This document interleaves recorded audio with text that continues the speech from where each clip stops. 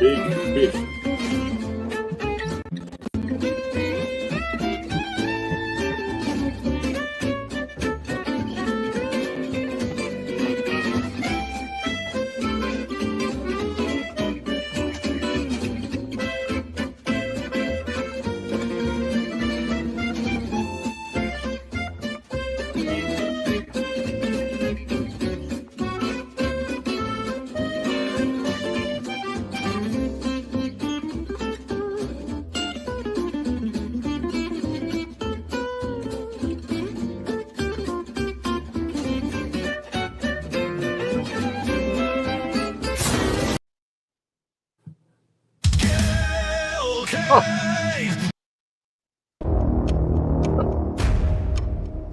Gonna be one of those days.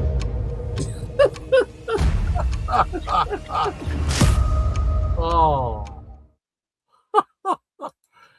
Hey, there we are. Oh, happy Saturday morning, everybody, and a happy new year to you all. We are here once again, despite my best miscalculations and technical difficulties. We are on again. Yeah, welcome everybody. He was trying his best to sabotage us, or StreamYard was one, but here we are. Oh my gosh, man! And I ask you something. Did you see a big fish swimming around with lots of teeth?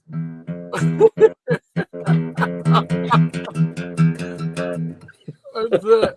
Oh my goodness gracious! But we're here. We made it. We are here. So great to have you guys with us here once again. Thank you so much. It's the beginning of our 4th season. Do you believe that? I couldn't believe that. I said, "Is that right?" You know, and I was like, "It seems like 3, but this is the beginning of 4." Wow, and can you believe the thing that blows my mind is people have put up with us for that long, right? Exactly. I think the same thing, my friend.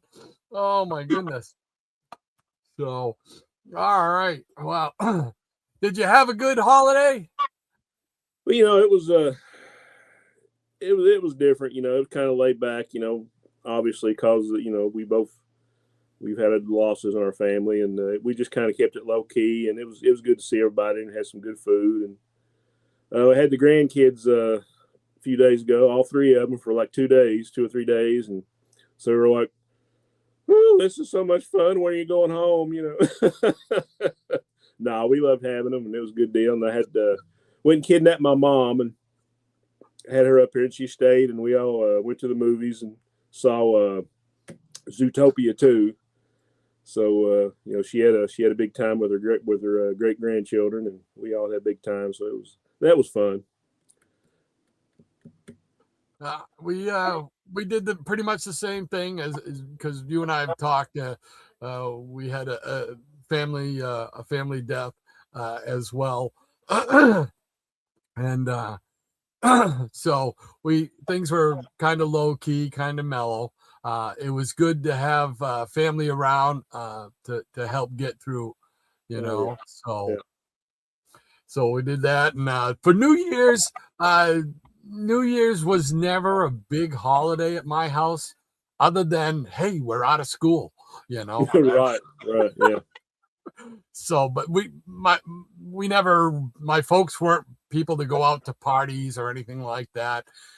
I never was. I don't believe my brother is either, and so we just kind of, to us, it's just another day off type of thing.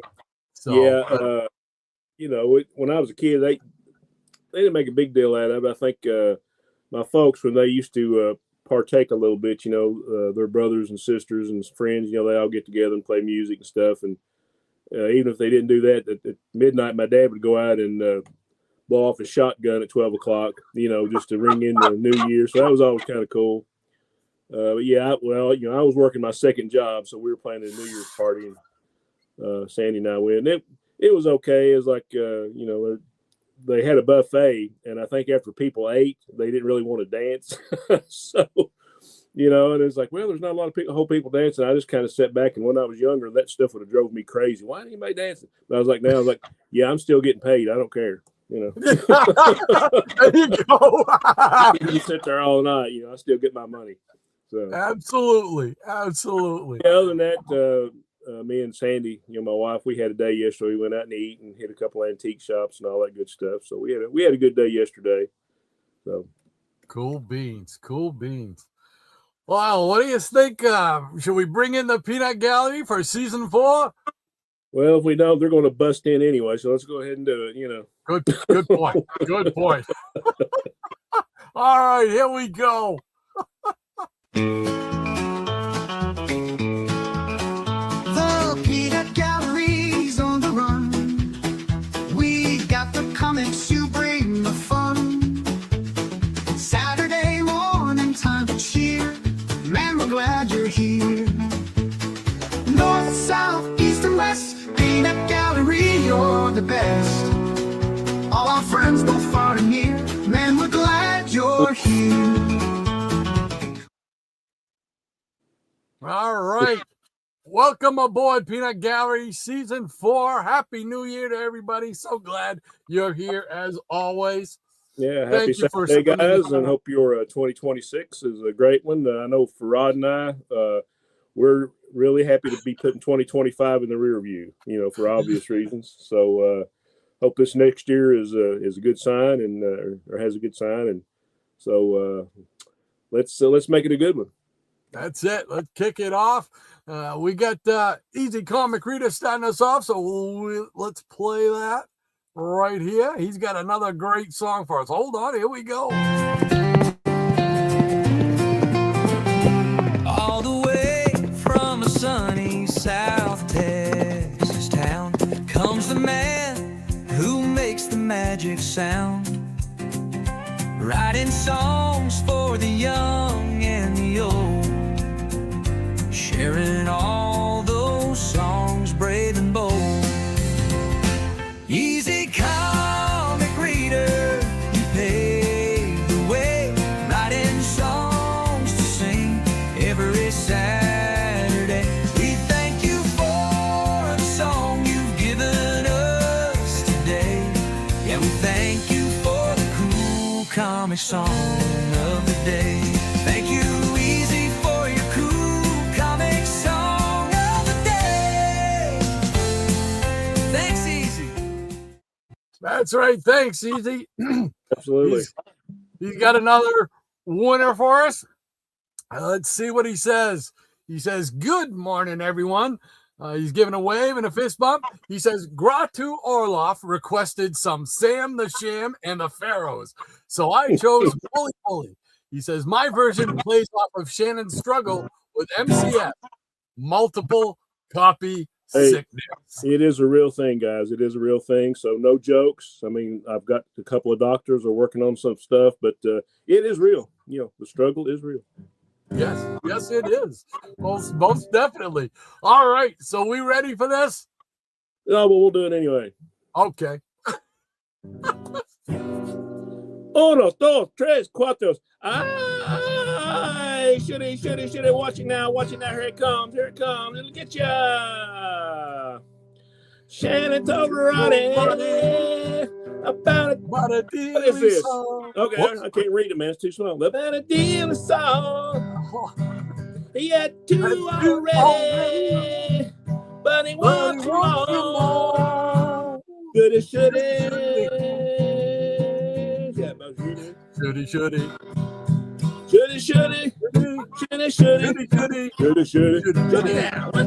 Watch it.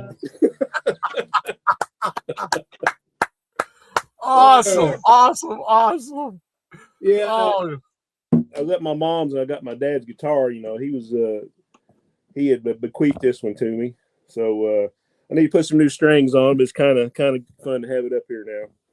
awesome. I hadn't played that song in years, and when I did, I played it on bass. So I just went through and kind of scanned the chords real quick. So it was a terrible version, but hey, they expect that from us. Exactly. Mike, Easy Comic Reader, thank you once again for that one. Sam the Sham, there you go. Little request dedication to Gratu Orloff with the Sam the Sham. So Thank you so much, man. Another one for the album, the CBM album series. Yeah, I don't know what is like volume 6 now. I don't know. They're all great. Like I say, we need to like, it's to be painful for a lot of people, including us. But if we could like compile all those segments together, I don't know. Maybe we could sell it. They might be some crazy person out there would buy that. You think? We could sell it to the school for the deaf. No, yeah, yeah. Just follow the beat. That's right. So, cool beans. Well, thank you again, Easy Comic Reader, Mike. Thank you so much, man. All right, up next we got Anthony Perdue. Here he comes. Anthony Perdue is here again. Hooray! With another great story ready to begin. Oh yeah! He'll take us back to when he was a kid and how comics were involved in things he did. So Anthony, please share another memory. We love to hear your tales of long ago and live our childhoods over through your story with comic books from the past that we all know. We love them.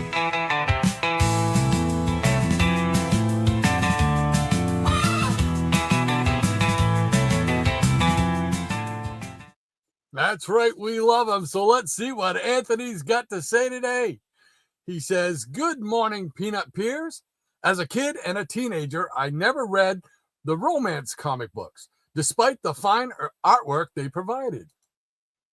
However, I did read and enjoy the soap opera comic strips, Mary Worth, Heart of Juliet Jones on Stage, Rex Morgan, MD, and my favorite of the soaps, Apartment 3G by Golden Age artist Alex Kutsky. I'm sorry. Cool beans. All of them provided really fine artwork, but there was something smoother and more involving with Apartment 3G. The lives of three career women who shared an apartment. The stories captured my attention. They felt more realistic than the other soap strips I was reading. Even now, when I read again the strip, a nostalgic warmth is felt." And Alex Kutsky modeled his three career women after Lucille Ball, Joan Collins, and Tuesday Weld, but his characters had a richer presence than their celebrity resemblances. Alex Kutsky is, for me, one of the unsung greats in comic strip history. Teddy says hi to all his friends. Take care, everyone. And cool beans.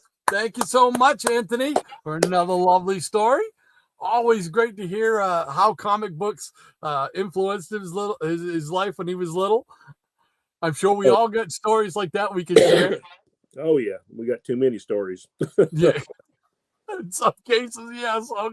So, Anthony, thank you so much again for all you do and each week when you contribute. Thank you so much. We appreciate it. We surely do. Thanks, Anthony. All righty. Well, next up, she runs the show for us. Here we go. It's Lady Maranya.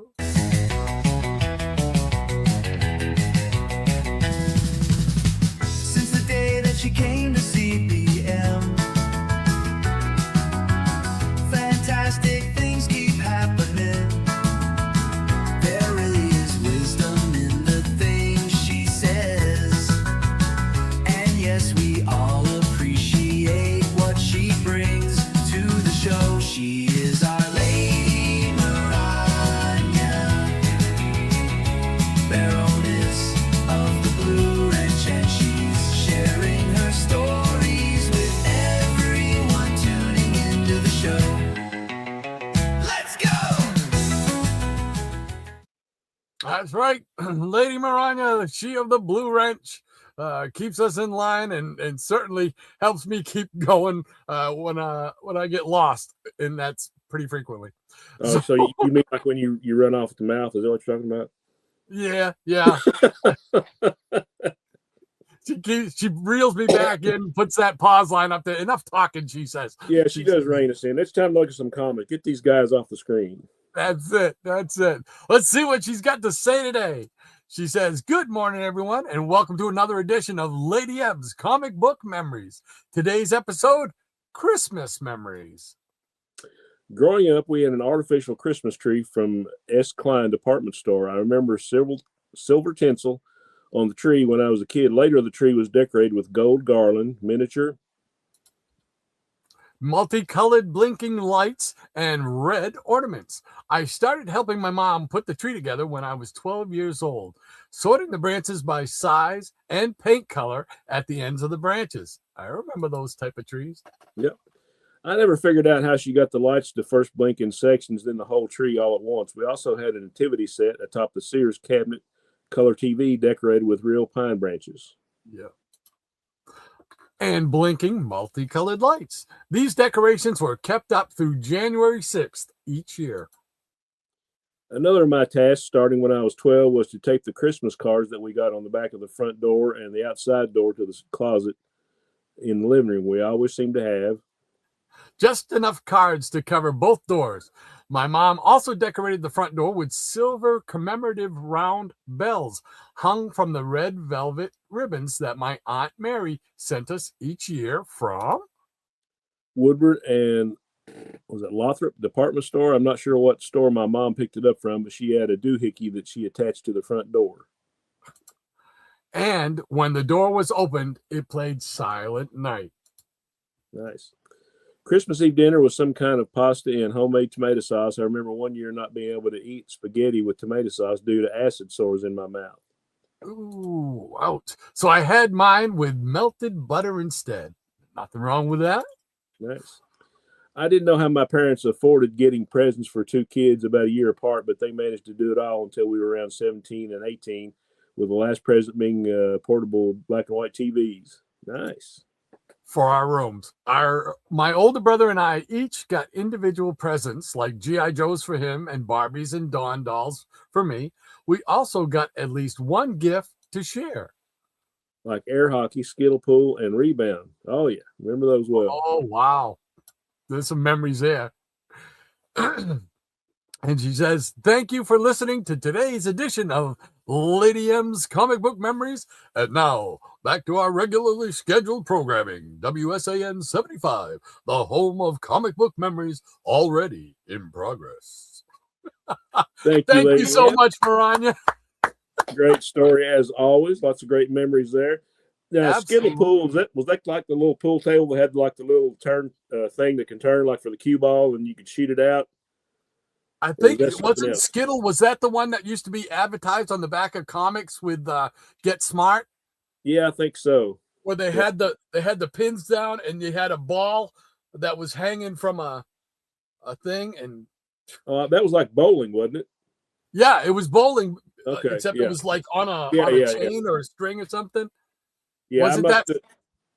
That might be it. Yeah, the one I had when I was a kid, it was just like a little pool table like this. They had like these little small pool balls, and then you had like a little gun that turned on the table, like where you'd have the cue ball, and you put the cue ball in there and just kind of aim it and shoot it and play pool that way. It was pretty fun. Oh, cool. I've seen ads for that too. Yeah, I had that when I was a kid. Wow. Cool beans. Thank you so much, Maranya, for another great bunch of stories right there. Memories. Bring back memories for all of us here. That's awesome. Oh, yeah. So she'll be in charge of keeping us in line. So let's see what else is going on with the Peanut Gallery. Eric K is in the house. Welcome, sir. He says, Happy New Year to everyone and a Happy New Year to you, sir. We were talking about New Year. Yeah, we were talking about Eric's latest video. I haven't got to watch it yet. I just seen like a little preview, but Rod's got to see it. And Eric K has finally shown his face on screen. That's it. No hiding anymore. He's out there right in front. Another sign that it's going to be a great New Year. Yes, sir. Yes, sirree. So welcome, Eric, to the wonderful world of making videos. In front of the camera. In front of the camera, yeah. So cool beans. And Maranya says, good morning to ECR, a great and true song for Shannon. And a few of the comic book collectors out there as well. Absolutely. And I'm one of us is in the house. How you doing? I am one of us. Welcome, sir. It says good morning, hello, everyone. And hello to you, sir. Hope you had a great Yes. Christmas and New Year. Good morning. Good morning. Good morning. Thanks again for spending your Saturday with us once again. Appreciate it. Maranya says, Anthony, I recall reading Mary Worth and Brenda Starr in daily strips myself growing up. You mentioned some great daily strips. You and Teddy have a great day. Absolutely. Give Teddy some treats for us. And Mrs. Mars in Missing the house. Hookers. Welcome, sir. Double M. Hope things are great. Yes, good morning and Happy New Year, everyone. Hoping for a better year. Oh, absolutely. We don't think it could get much worse than this past year, but we're hoping for good things this year. Last year was a rough year, man. That was a rough year all the way around. Yeah. So, cool beans. Great to see you, Double M. And Miranda says, Happy New Year to Eric and the Four Paw crew. I am one of us, and Eminem and Ludwig, along with Rod, Shannon, and the rest of the Peanut Gallery. Well, thank you very much. And a Happy New Year to you as well, Lady F. And I would play, this would be a perfect time to play the Legion of Peanut Pets, but I've got it kind of dismantled right now because I'm trying to get it all back ready for the new edition. So I apologize for not having it. I hope to have it done by next week, and then we'll have the Legion of Peanut Pets back on tap. So yeah, a new year also means new problems. So there we go. Hey, Jason. Jason Nutter says, good morning, Dr. Silver Shannon, the bass cannon, Lady Maranya, and whatever nut you identify as. Well said, sir. And I hope you had a Happy New Year as well, Jason, and a Merry Christmas. Cool beans. Absolutely. Great to see you back here once again. And the Professor, Eric Breen. How you doing, Professor? Welcome, Eric. He says, everyone talk amongst yourselves as the doctor tries to remember which one of the start stream is the start stream button. He knows me all too well, man. Oh, yeah, it's amazing. Great to see you once again, Eric. Thank you so much for joining us again. And Missing Mars is giving us a big blah. Absolutely. Jason's, I apologize for my voice. Just before I came on, all of a sudden, it started going crazy like this. So I apologize. Jason says, additionally, Happy New Year, all. All right, let's try it again. Jason says, additionally, Happy New Year, all. Maybe this year we'll all learn that Wally West is the best Flash. Props to Jay Garrick as in second place. He's not going to let it go.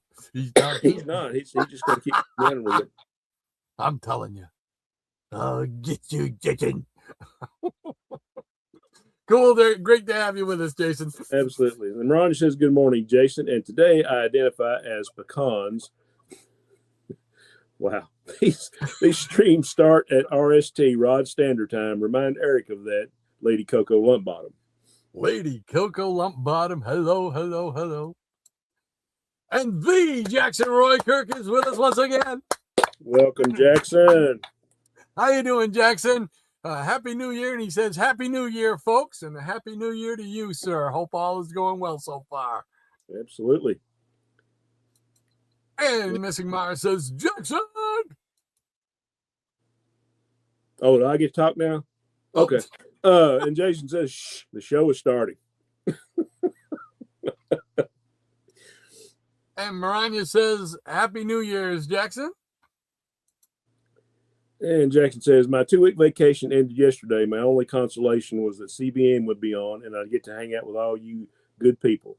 Well, thank you, sir. Hope you had a great vacation, and we're always glad you get to come hang out with us. Very nice, Jackson. Thank you so much, man. Always great to have you in the Peanut Gallery. And Maranya says, I hear you, Jackson. And it says Gil Kane already off to a great start. Yeah, that's another one of those wonderful miscues I'm so fond of. Hey, Higgy Pop. Ring the bell. How you doing, Higgy? Great to have you with us once again. The hardest working man in YouTube right there. He says, oh, yeah. Happy New Year, everyone. And a Happy New Year to you and the Hawk family. Yeah, I hope everybody had a great Christmas. I know he's got some videos I need to catch up on, so I got a couple more days. I might get a few videos in. Great to have you, Higgy, as always. I know he said he had a short that I wanted to see too that he put up, but I haven't got a chance to get to him yet. I'm slowly catching up on all the ones that I need to see. Yeah, Mariah said, what's that? Emphasis on slowly. Yes, very slowly. Mariah says, Higgy Pop, Happy New Year to you, Hawk Dog and Hawk Woman.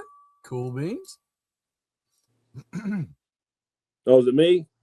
Yes, sir. Okay, you're taking 2 out of every 3, so I was wondering. Jason Nutter said, holiday, some of us still worked. And liking the cover says, hello, Rod and Shannon. Liking the cover, I should give you an applause. Sorry about that. He says, hello, Rod and Shannon and everyone in the Peanut Gallery. Happy New Year's. Let's hope for some great covers and stories in this year. Absolutely. From your lips to God's ears. Now, I'm not sure. I think Rod might go along with me on this, but when we applaud somebody, it's just that we're grateful for the fact and surprised that people just keep showing up in the chat. We say that a lot. We're surprised that anybody, when we go live, that anybody's here. So, and we appreciate everybody who is. So thank you all. All right, whose turn is it? I don't know. I'll let you go. How's that? All right. Mariah says Gil Kane appreciation already. Is Micah in the audience? Don't know yet. I saw Micah put out a new show with he did the live show with Easy Comic Reader the other night. Oh, cool. I didn't see that one. I'll check that out. I got to see that one in a replay. But he also put out a new one with the Ghost Rider, which I haven't seen yet. I got to put on my schedule. Ghost Rider, the cowboy in the afterlife. There you go. For all you that know. All right. Maranya also says, hey there, LTC. Happy New Year. And Jason says, how was Zootopia 2? Zootopia 2 was awesome. I really hadn't watched the other one until, we had to watch the first one. They had it on, I guess it was on Disney, and they'd all seen the first one before, all 3 of the grandkids. So they watched that one. I guess they just wanted to get ready for the second one. But the second one was I was really surprised how good it was. It was really, really entertaining. And Higgy Pop says, was it me or you? You. Okay, we have Rod Daltrey and Shannon Townsend from the band Why. As in, why do they keep torturing us with this stuff? Got you. Oh man, that's perfect. That's perfect. Yeah. Oh, thanks, Higgy. Easy's having a laugh of that one, as he should. Yeah. And Higgy says, thank you, Maranya. Happy New Year to you. Let's hope for a good, healthy year. Yes, yes, yes. I second that. And Scotty Z's in the house. Hey, Scotty. We said, hey, y'all, what's y'all's New Year's resolutions? I never make resolutions, but if I was going to make one, I would say, let's just make things happy this year and read more comics. And that's an easy one to keep because I'm always going to be reading comics. There you go. I would second that because I'm like you. I New Year's resolutions. I never think to make one or any of them because I know probably I'll forget it after a month. Yeah, but anytime I made one, it didn't matter because I would forget it anyway. So. Yep. But I second that. Read more comics. I'm sure Higgy would go along with that. Read more comics. Makes you smart. Makes you smart.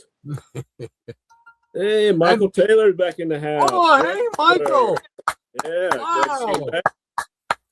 And he's saying, Hey. hey, Rod Shannon and fellow Peanuts. I think Michael was on a thread and on Facebook talking about comics, and I didn't know because I didn't have him as a friend on Facebook. I said, "Is this the same Michael Taylor that was in the CBM chat?" And he said, "Yeah, this is me." And I said, "Oh, cool." Awesome. Great to see you again, Michael. We want to know how you been, where you been. Great to have you back, sir. Cool Absolutely. beans. Absolutely. All right. Wow. All right. Easy Comic Reader says Michael Taylor. There you go. Ronnie says, hey there, Scotty and the fantastic Fursum. Happy New Year, and my resolution is try to be here for every week of CBM. Well, thank you, kind lady. We sure appreciate that. And we need you. Yeah. I don't know about Shannon, but I know I do because I need to know where I am because it doesn't take long for me to get lost. Well, a lot of these people like her and and Easy and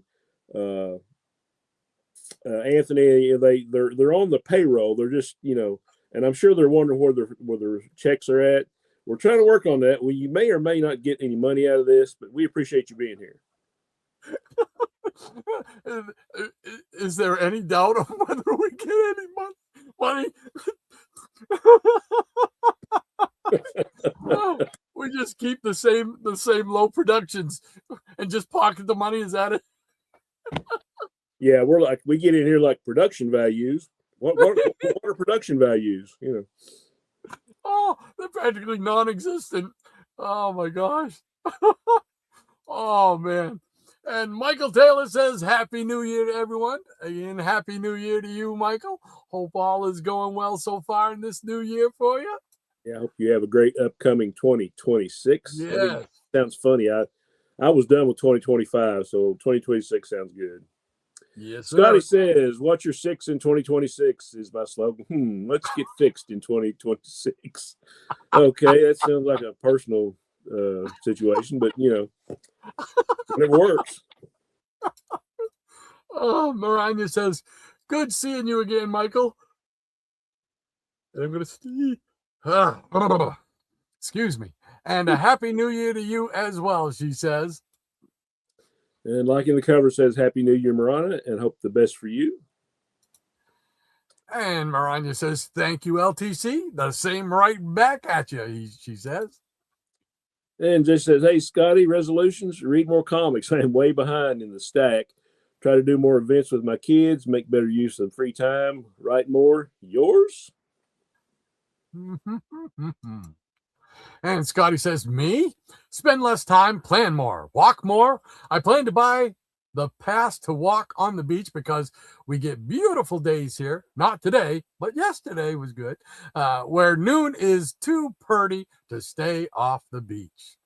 Nice. It's a nice place to be, especially in the summertime. We're about 20 minutes from the local beach up here.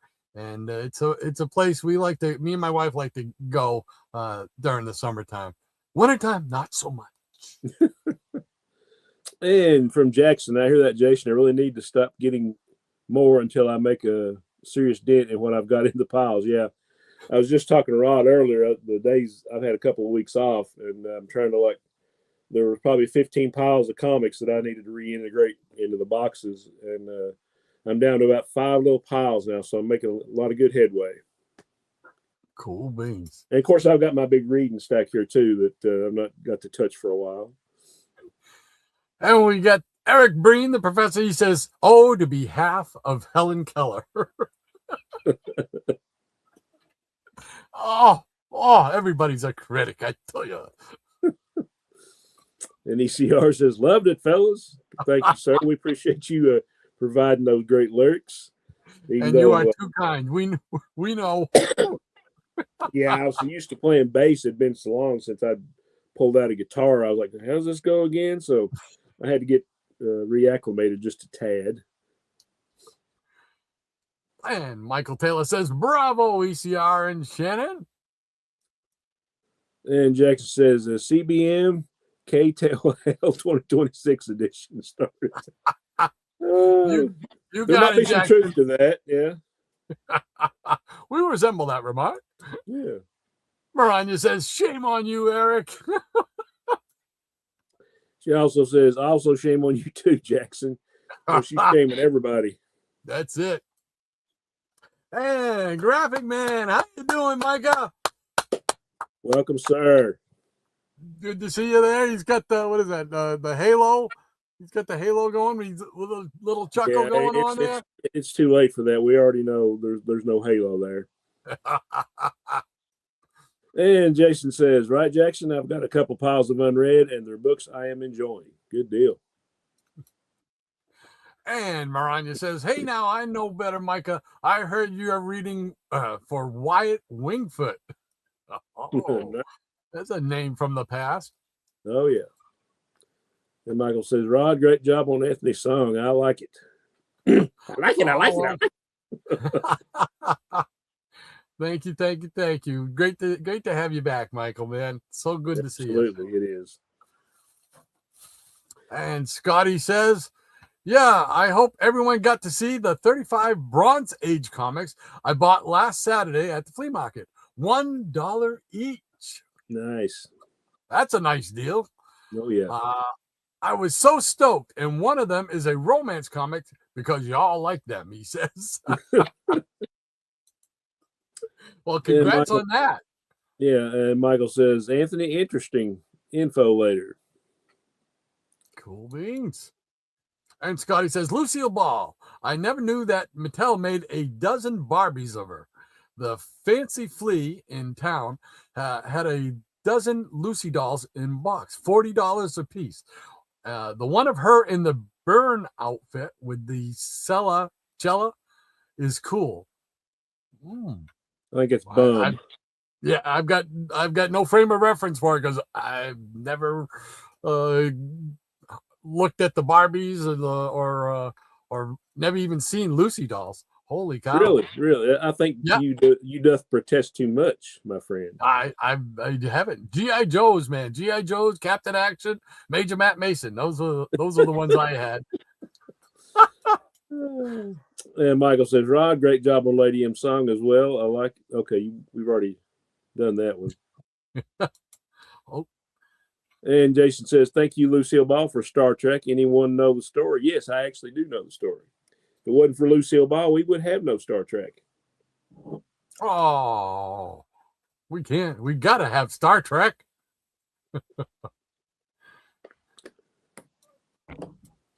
And Scotty says, Dawn dolls. I love those. Pint-sized Barbie dolls.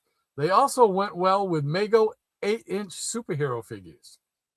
I've never even heard of those. Nope. And Mariah says, I do, Jason. She was the head of Desilu Productions, and she was instrumental in getting the show greenlit, if I recall correctly. You do recall correctly. Cool, because nobody wanted that show. Thank you, Lucy. Yes, sir. And Jason says, very instrumental, Maranya. Can't praise her enough. And Michael says, interesting story, Maranya. Surely is. And liking the cover says, Desilu Productions was the company who greenlit Star Trek back in 1966, I believe. Yes. So there you go. And Jackson says, wait a minute, we can't get this year started without saying, hello. That's it. Bringing back another favorite.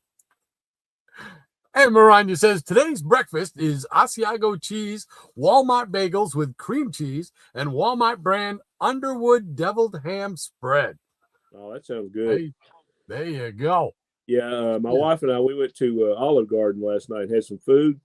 And I had the, what was it? It was the chicken tortellini Alfredo, and the tortellini was had stuffed Asiago in it. Man, you talk about good. It was rich. We both had to have a to-go box because we could only eat about half of it. Good stuff. Cool beans. And Michael says, hate to say it, but don't hold your breath. I hope it's a great new year as well. Yeah. Yeah, if it's last year, last year taught us anything, it's like, okay, just be prepared, Yes, sir. Yes, sirree. Scotty C70 says, I'm not doing the new year. Are you just gonna go into suspended animation? Look, he says, I'm holding on to the old year. Older is better. Oh, I don't know No, about not that. this year. Not for Older me. is And better. Yeah, older is better as far as comics, but this last year was just trash. yeah. And Maroni says, hello to you, Jack Jackson and Eric. And Eric Green says, you both owe me 35 cents for gimmick infringement.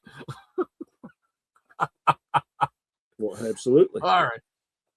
Put it on our tab. All right. And Jackson says 2026, the year of Barry Allen. Of course, every year is Barry Allen's year. Yes. I'm with you, Jackson. Somebody's in Rod's camp. Maranya says, I'll pay you the 35 cents when our overlord at the Geeky Puppet Show pays me, Eric. Bum, bum, bum. Dum, dum, dum. And Michael says, I was identifying as a cashew. I was eating a lot of them. There you go. Love All right. cashews. And Jason says, is it me you're looking for? I should do it. Is it me you're looking for? That's as close as I can get. Yeah, don't do that anymore. Yeah. And Jason says, year of the third best Flash. Say it ain't so. It ain't so. It's the first best Flash. And Maranya says, Jackson is trying to get in Rod's good graces. Oh, he's got to know there's no money in it. Yeah, we're telling them up front there's no money, so That's right. That's they right. just keep coming back. But I believe he believes in the truth, and that Barry Allen is the best. All right, it looks like we got the pause line up. You ready to share some comics? Yeah, I just pulled a bunch of stuff off the display shelf, books and paperbacks and some comics. Like I say, this whole table area was a mess, and it's starting to make some sense. I got some comics at the antique shop, but I hadn't bagged and boarded them yet, and they're in a stack somewhere, and I don't know where they're at, so I just pulled stuff off the shelf. But I did want to show you the way this guy had these bagged. He had like half of a backing board in all of them. I don't know if he was too cheap and just didn't want to buy the boards, but like you take this and one off another one, and it makes like a whole bag. Look at this, or a whole board. That's weird. So and they weren't in boxes; they were just kind of laying on the shelf, just kind of curved out, and had a lot of good stuff. But I was like, okay, I don't know. Anyway, I was telling Rod this story. The lady that was, I guess she runs the antique store, or maybe she was the cashier or whatever, and came up to pay for the books and some other stuff we got. And she said, oh, look at the comic books, and I was all prepared to hear it all. Are you still reading funny books at your age and all this? She said, that's cool. She said, I got a 20,000 piece collection up in the attic. And I'm like, really? I asked if she was selling them or whatever. She said, I think she was trying to give some to her nephews, but I don't think they were for sale. But she was a big comic fan, and she liked Archie, and she always had a pile of Archies by her bedside before she went to bed and read those. Well, that's very cool. I said, we're related. We're kindred spirits. So, and I'm going to be looking into that 20,000 piece collection a little bit more later. But anyway, I got some paperbacks here. These are old and beat up, but I love these books. There's Ray Bradbury, The Illustrated Man. It's a collection of like 18 short stories with like a framing sequence. And if anybody has seen the Illustrated Man movie from 1969 with Rod Steiger, it's a really good film. They just kind of cover like 3 of the short stories, but yeah, this is a good book. Lots of good stuff. And does anybody remember the Star Trek logs? Here's Star Trek Log 6. Oh, wow. Remember these, Rod? Vaguely. Yeah. These are actually like adapted from the animated series, and they're really, really good. So if you watch the cartoon, these are stories adapted from the the animated Oh, series. wow. Good That's stuff. cool. Another favorite book of mine from William F. Nolan, the Logan trilogy. Logan's Run, Logan's World, and Logan's Search. I looked forever to find this and finally found it a few years ago. Have you seen the Logan's Run movie, Rod? Oh, a long time ago. Long time ago. And Yeah. it's kind of loosely adapted to this. It's quite different, but it's really good. So yeah, I was a big Logan's Run fan. And here we have Science Fiction Yearbook from 1971. Oh, wow. Yeah, That's cool. got some great stories in it. Got some little spot illustrations. So kind of cool. Yeah, that's And neat. does anybody remember Joe Bob Briggs? Oh, yes. This is a book I got several years ago. It's called Joe Bob Goes to the Drive-In. I think he still does some kind of a show too. Yeah, I think he maybe has like a podcast, so he streams it. Something. Yeah, Yeah. because I just saw an article about it. Right, yeah. So it's got a lot of great stories about movies and the drive-in and just all kinds of, we got some pictures like from horror movies, and there's Lou Ferrigno as Hercules. Remember that? Yeah, yes, sir. So lots of good stuff in here if you're a Joe Bob Briggs fan. And Wasn't he on?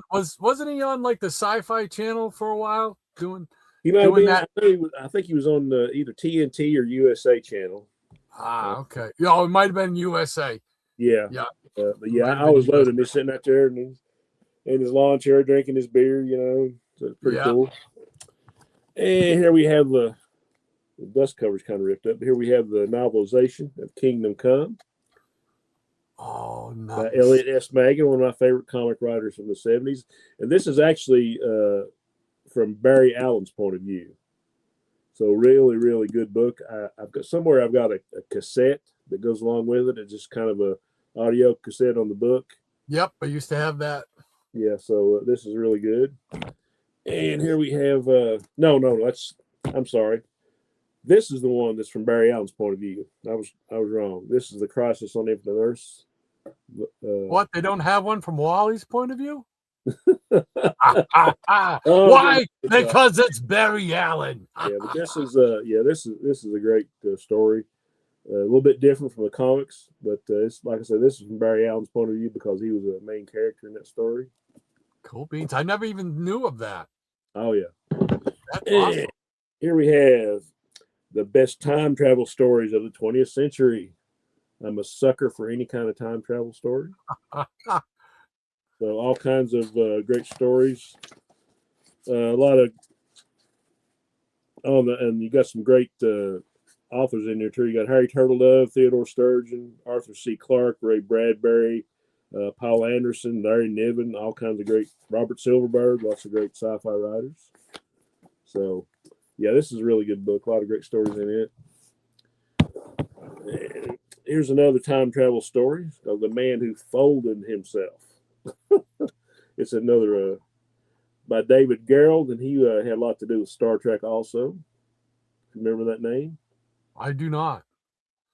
What kind of Star Trek fan are you, Rod? You're starting to get on my Evidently nerves. not as good as everybody else. Oh, and here we got some Michael Moorcock, Bane of the Black Sword. I love the cover on that. I've got a bunch of paperbacks, and I think mostly I just bought them for the covers. But I have read this one. It's a really good story. Here we got another Star Trek log. This is Star Trek Log 3. Neat. And like I say, all these are based on the animated series. There's one called Once Upon a Planet. There's another Harry Mudd story, Mudd's Passion, and The Magics of Megas 2. So good stuff. Star Trek Log 4, more of the same. Wow. And got some more Star Trek. It's got logs 7, 8, and 9 in it. Cool. Nice little fatty, as Higgy would say. We got some oddball stuff here. We have a Gold Key, Dark Shadows Digest. Oh, neat. Yeah. You don't see That's these. cool. Well, you don't see these at all out in the wild. I mean, you pretty much No. get on eBay or have to order them.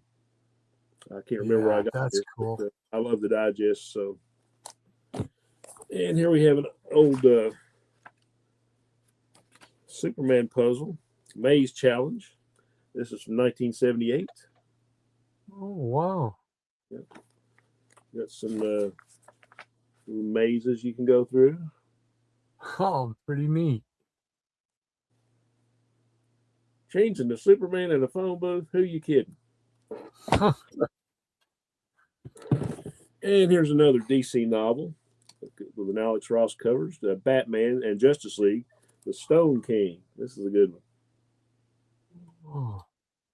So if anybody's ever into reading a story without pictures, these are the way to go.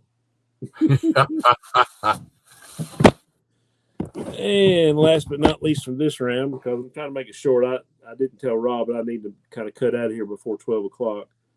But this is Harlan Ellison's The City on the Edge of Forever. This is the original script and screenplay that got mangled and rewrote and adapted in a different way, and he wasn't happy, but he did get a Saturn Award for this. So it's got all kinds of, got the teleplay from it. Oh, neat. Anybody that likes City on the Edge of Forever and like Star Trek, you will love this book. Lots of anecdotes. Harlan Ellison was is he still around? I can't remember. Is he gone now? I have no idea. Don't know. But yeah, it's a great book. All right, that's all I got. Alrighty. Something a little bit different. Yeah, pretty cool. Some stuff I never even seen before. Cool beans. All right, here we go. All right, from Jason. Rod's good graces just mentioned the Hulk, any Hulk all the time. Jason knows me. I think everybody knows me. And Jackson says Hulk and Barry Allen team up. That would be interesting. Oh, that would be cool. That would be cool. I mean, they did Hulk and Batman, so no, why not Hulk and Flash? And from Jason also, they say an average only 8% of resolutions are kept. I believe that. I'd be bringing that number down then if I did right. One. And Jackson says, I resolve to keep 5% of my resolutions, but I only do that 2% of the time. There you go. Good man. And Jason said, Rob would rush to the comic store for that, Jackson. Yes, sir. Yes, sir. You are right, Jason. He says, my new resolution, Jackson, do better at percentages. And Andrew's in the house. Triple P. How you doing, Andrew? Welcome, sir. He's my brother in the picture frame cover collecting quest. The greetings and salutations, Rod, the Radical, Spectacular Shannon, Countess Maranya, and the rest of the Peanuts gang. Happy New Year. And a Happy New Year to you, sir. Hope your year is great. I hope you had a great Christmas holiday. Absolutely. And Scotty says, spend less money. Unless you're buying comics. That's right. That's right. Let's just get it clear. Let's get it clear. Yeah. Hey, Mastodon Comics in the house. Welcome back, sir. Yeah, it's nice to have you. Absolutely. He says, good morning, guys. Been a minute. It absolutely has been a minute. It's good to see you. Hope you're having a great new year. Absolutely. And from Michael Taylor said, I've been rebuilding my comic book collection this past year. I accumulated 64 books, along with some Golden Age books in a short period of time. I'm happy with my new collection so far. Awesome, man. Yeah. Congrats. Cool beans. Gotta let us know what your collection consists of now. I want to know what you're collecting. Yeah. Inquiring minds really do want to know. Yeah. Cool beans. And from Jason, spend less money. How do you get more stuff doing that? Well, And Ronnie says, greetings and salutations. Happy New Year, Triple P and Mastodon Comics. And Scotty says, Jason, I have plenty. I've been making videos of the stuff I found in the storage shed, treasures from the shed. Makes me wonder why I need anything else. Yeah, I have the same problem. Like, yeah, but you always need more stuff. You always need more comics. There you go. And Diabetic Hey! Superman's in the house. How Welcome, you doing, DS. DS? Hope you had a great holiday and hope your new year is great. And he says, morning, everyone. And good morning to you, sir. Always happy to see you. Maranya says, good morning and happy new year to you and Shadow DS. Absolutely. Jay says, Scotty, always fun to refund the stuff you forgot you had. That might have been refined. I don't know. I wouldn't refund any of my stuff anymore. Yeah. And Scotty says, and who do G.I. Joes date? Barbie, of course. Okay. Wasn't aware of that factoid, but there you are. That's right. They just shoved Ken right out of the way. Yeah, just palm him. Yeah. Get out of here. Get out of Too here. much Let of a a real real man. man. Let a real man in there. There you go. And Ronnie says, mine sure did, Scotty. And Scotty says, cleaning is like Christmas, getting presents in every crate. Yep. We were just talking about that. Yes. And Jason says, G.I. Joes have time to date. No wonder Cobra keeps getting plans started. Good point. Yes. And from Jackson, going back to the Lucy Star Trek notes, she greenlit the show because the thought Star Trek would be a variety show of celebrities. Yeah. Maybe that's the truth. Jackson's got the inside scoop. I'm not telling. And Michael says, yeah, right, Miranda. They produced Star Trek. Yep. Oh, I thought it changed. There we go. And Scotty said, does anyone know the story behind the Batman 66 toy line? Is it based on a comic book? I opened the Space Batman and Nightwing figures, and they are fantastic. Nightwing had groovy hair and bell bottoms. I do not know. No, I think they did have the Batman 66 comic line. Yeah. And stuff, but I think it's just because it's like a nostalgic look back on Batman. I'm actually going to be showing some stuff connected with Batman 66 toy line, so stay tuned, Scotty. Good deal. And Ron said there was a Batman 66 comic book. Yes, Scotty. Not sure if that was the basis for the action figures though. Yeah, I'm not sure about that, man. They took that idea and ran with it. You had Batman with Wonder Green Woman Hornet TV show and the Man from U.N.C.L.E. and Green Superman. Hornet. Yeah, it was good stuff. Yeah. Ron says, including a comic book adaptation of the Batman episode with Two-Face and written by Harlan Ellison. Yeah, more Harlan Ellison. There we go. Yeah.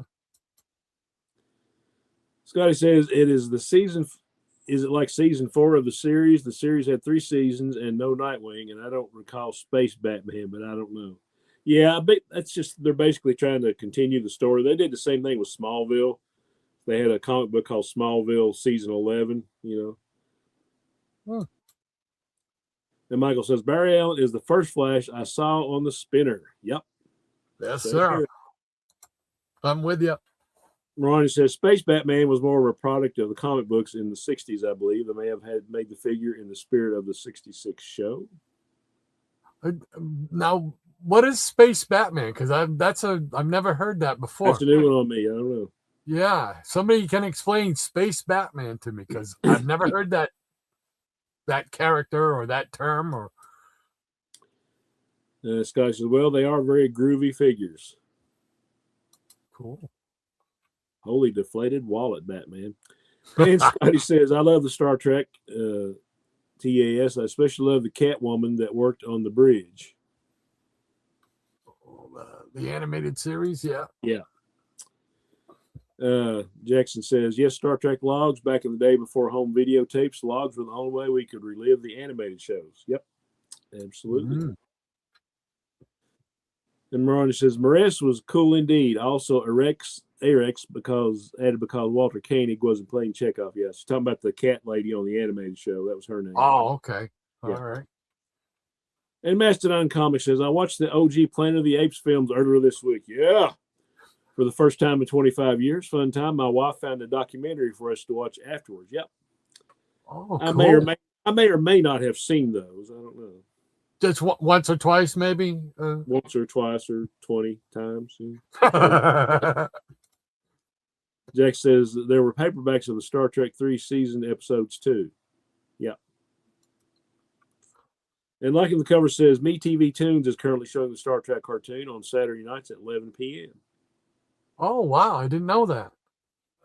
Yeah, well, we got Paramount streaming, so like everything Star Trek related is on there. The original series, Next Generation, the movies, the animated series, all the new shows. So it's pretty cool. Wow. Cool beans. And Jack says, "Ooh, thank you for the info." Liking the covers. Yep. Scotty says, "I have the full series on Laserdisc of Star Trek, the animated series." Oh, nice. Wow. Didn't you know that existed on Laserdisc? Yeah. Ron says, "Mastodon, in my humble opinion, the original Planet of the Apes are the only ones I've seen and like. Not sure about the remakes, but I don't see the need for those." There is some truth for that. I mean, when I first heard the first movie came out, like I guess it was '98, it had Mark Wahlberg and all. I was really excited. Hey, apes for the first time in like 25 years. And of course, that was like the worst movie in the whole series of the newer ones. Now the last 3 or 4 they've made are really, really good. I think I've only seen one of the newer ones. Yeah. It might have been the first one. Yeah. Yeah. And Triple P says you couldn't tell Chrysler from Barry's POV. It would end sadly. Yeah. And abruptly.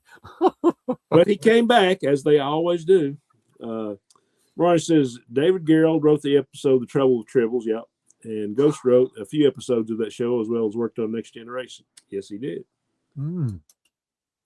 Jason says Crisis from Barry Allen's point of view is great and ends up in the Marvel Universe. Quasar issue 17.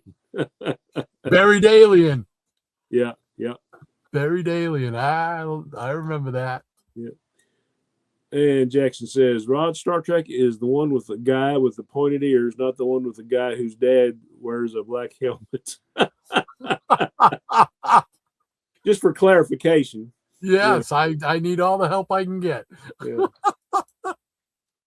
And Mastodon Comics says Barnabas. Yes, Mr. Barnabas Collins. Shadows. Yeah. And Grotto is in the house. Welcome, hey, Grotto. Oh, good to see you. Hope you had a great holiday and hope your new year is a great one. Absolutely. Hope you got to hear the song that Easy Comic Reader dedicated to you with by Sam the Sham that we did first thing on the show. So hopefully you got to see that. Yeah, well, and from my point of view, I hope he didn't, and go listen to the original because it's much better. Oh. And Higgy says, great collection of books, Shannon. I also have that Superman maze and puzzle book. I got stumped on a couple of mazes. Yeah, I never was really great at them. I was great at crossword puzzles and the word search and all that. But those little maze things, they just kind of irritated me. Jason says, Harlan Ellison passed about 2 years ago. Yeah, I wasn't sure. But yeah, now that he says that, I remember. Yeah. That's too bad. Yeah. Ron says, honestly, when Harlan had some of the crew engaging in a drug smoking, they were right to rewrite a script. Yeah. Yeah, it was a little bit different, that script. It was still pretty good. And Michael Taylor says, speaking of Ferrigno, I bought packs of the Hulk TV show cards in the 70s. Very cool books, especially the Dark Shadow, Superman. Shannon, I'm guessing you did those puzzles. No, we're just talking about that. I haven't really touched it. Somebody else might have done some puzzles in here, or not. No, somebody wrote in the front of it, but I'm not really sure. Didn't look like they did any. No, the mazes are untouched. Oh, look, there's a little Batman mini comic inside that. Oh, cool beans. Yeah, I got a pile of these somewhere. But yeah, good stuff. The gift that keeps giving. Yeah. All right. She's laid down the pause line once again. She wants to see some more comics or something. So we'll show what we got here. So actually, I'm going to show some of the stuff that I got over Christmas, and then we'll graduate into some comics. So, all right, good deal. I'm going to go refill my coffee cup, and we'll be right back. All righty. For those of you who are Harvey comic fans, my wife found these nice fuzzy warm pants, pajama pants. Check that out. Hot stuff. It's upside down, but they put them on there. upside down. So, here we go. There he is, right there. Hot stuff. So, I thought that was pretty cool. So, all right. And then, let's see here. Let me move this stuff out of the way. I got a new action figure from the McFarlane line. It's Monarch. So, in the comics, I believe, turned out to be Hank Hall, Hawk of Hawk and Dove. So, it's really cool. I mean, it doesn't do it justice. I'm sorry for the glare. But so I picked that one up. Actually, didn't pick it up. I got it for Christmas. What am I saying? Here's another one I got for Christmas, which is really cool. Galactus. It's a big size one. It's like a foot. A little over a foot, I would say. So, pretty cool, though. I've got several. Well, not several. I got 1, 2 Galactus ones from like the 90s. And then there was another Galactus one I just bought not too long ago. I don't know where I put that one. But so this, I think, makes either the 4th or the 5th Galactus figure. So pretty cool. And one of my nephews, he gave me these 2 cool things from NECA. And it's part of that Batman 66. And like these are bat handcuffs. Oh, cool. So it's pretty neat. I didn't even know they made these, you know. So these are pretty cool. But this next one was the super cool thing. Because back in the 90s, I came across a fellow who had some connection with, I believe, the Green Hornet and Batman shows, because he was selling replicas of the gadgetries and the masks. Like I bought a Green Hornet mask and a Kato mask. Unfortunately, when I first tried to put the Green Hornet mask on, it busted, snapped right in half. It was too small. I didn't know you could buy different sizes. He didn't actually say on the site that you could buy different sizes. You fathead. Yeah. So, and then I gave the Kato ones away many, many years ago. But he had other gadgets from Batman and stuff that you could buy. And I always wanted this item, and I never went back and bought any more. But it's the little transmitter. Oh, radio. no. The Bat transmitter. Yeah. If I bought anything like that other than a Batmobile, it would have to be the Bat Shark repellent. Yeah. Yeah. They may have already made it. I don't know. They may. I mean, I didn't know they made these, you know. So, but this was just super cool. So, Trina, if you're watching, thank you so much. So, lights up, got a light on it, boom. So, I mean, that's just cool. That is cool, yeah. Yeah. Like that. So, very, very excited when I saw that. That was super, super cool. So,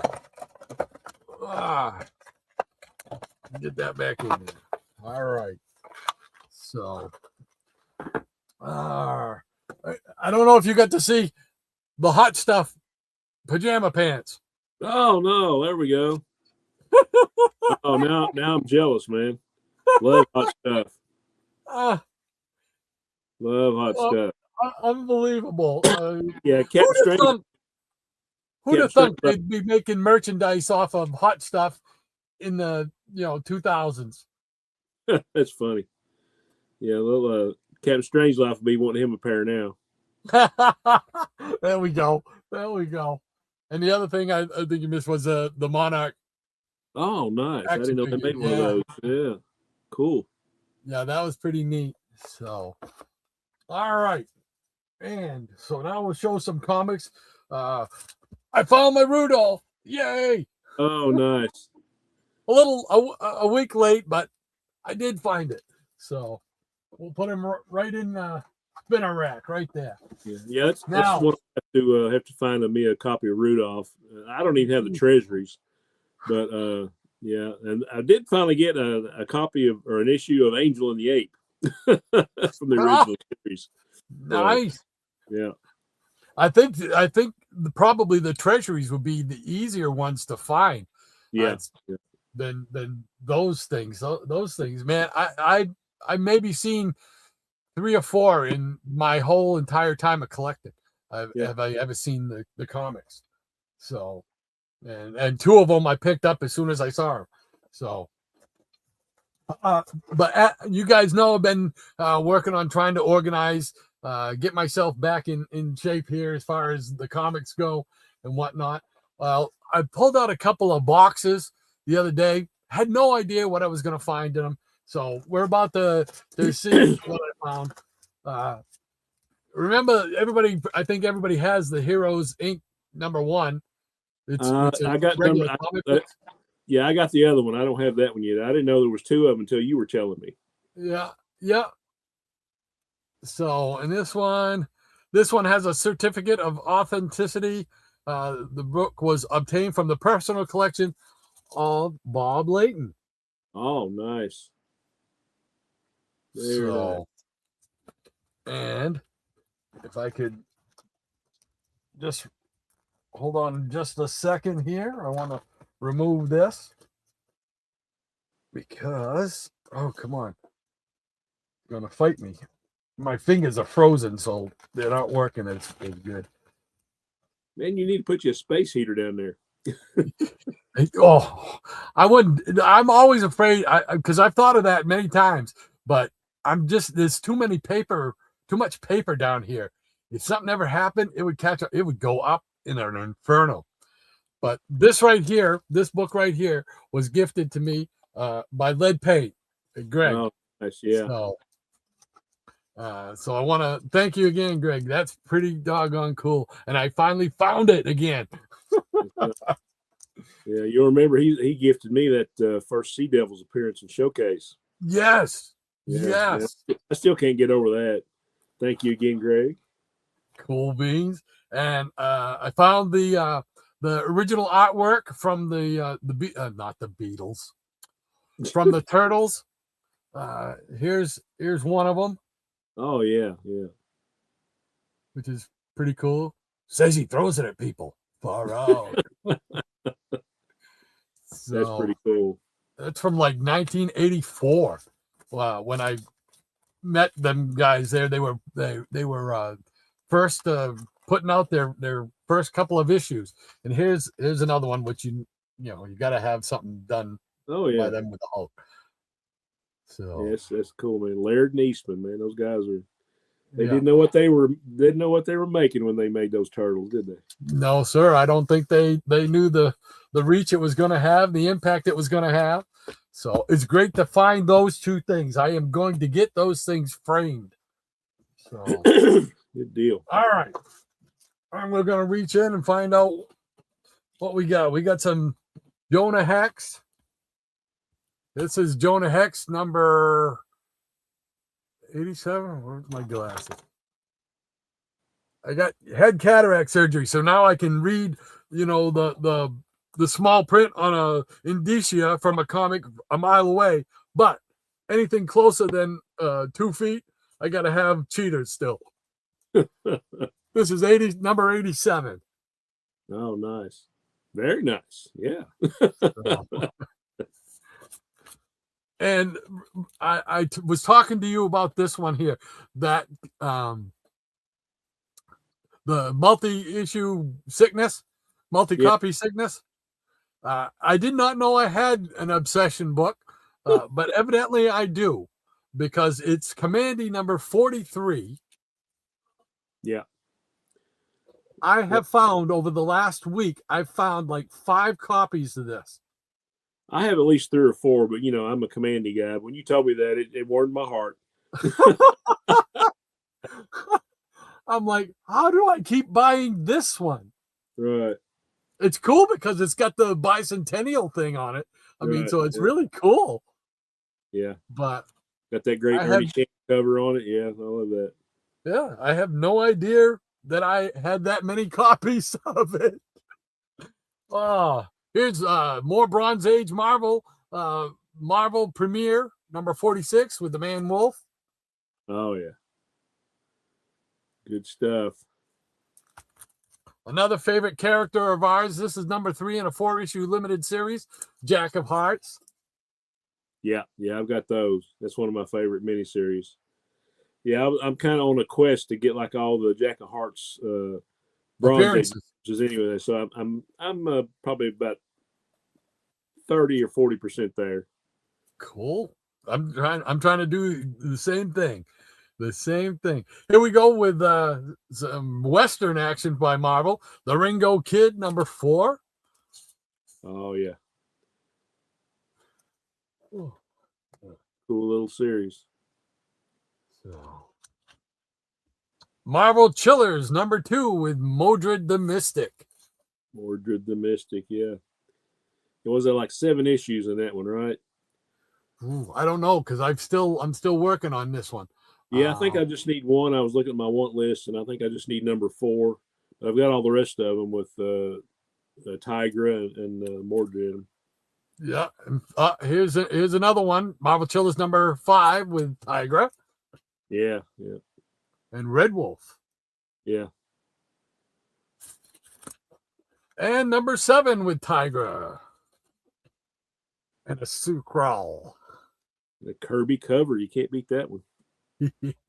And Red Wolf is back. And then I got looks like some Warlords here. Number 9. Oh, yeah.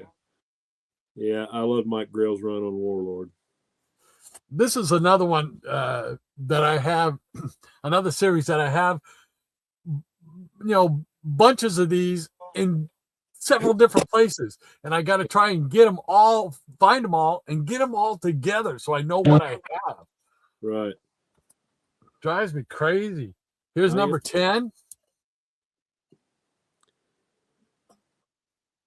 Yeah, to me, that's when Grell was doing some of his best work. This is number 8. Yeah. Number 6.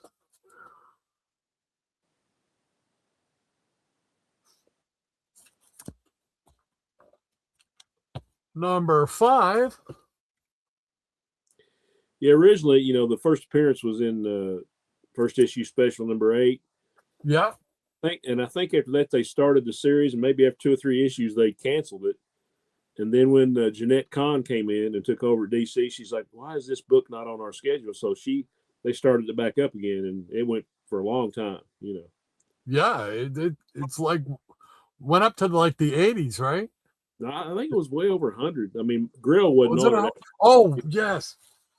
Because I think I remember. I think I have 118 at some point. I just found that one. Here's number 4.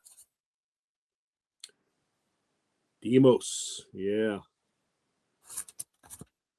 And number 3. Yeah, that's good.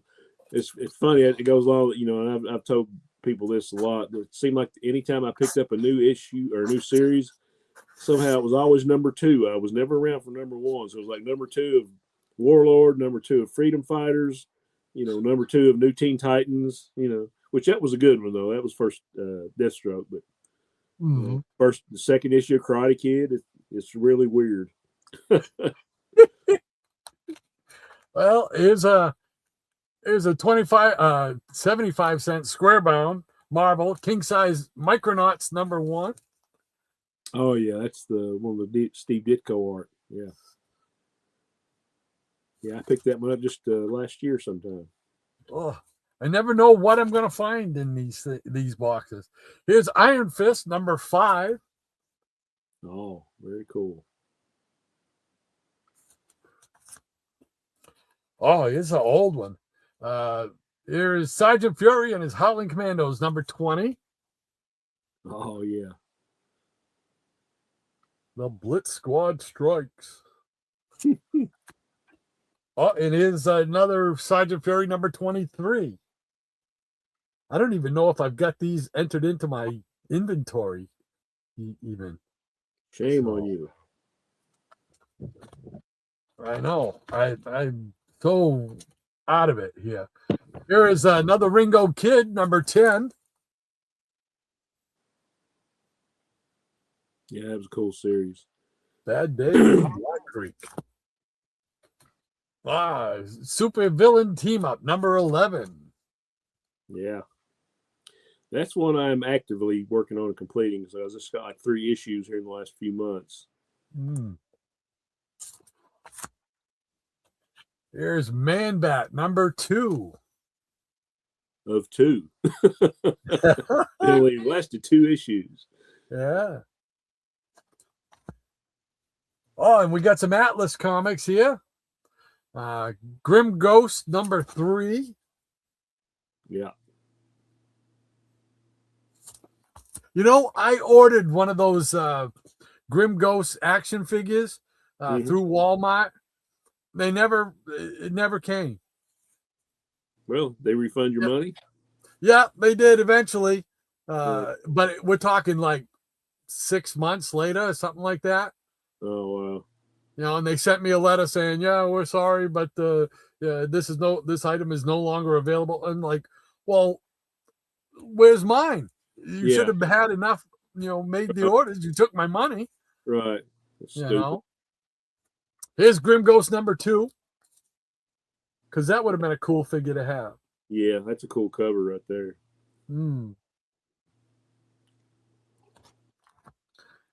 We got Iron Jaw number 3.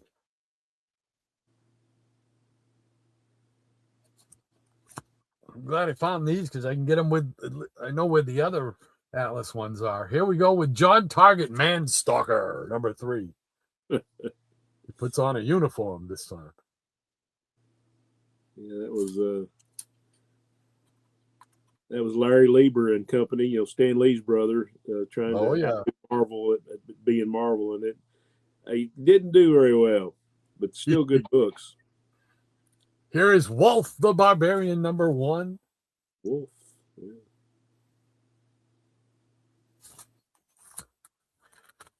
And Morlock 2001 and the Midnight Men number 3.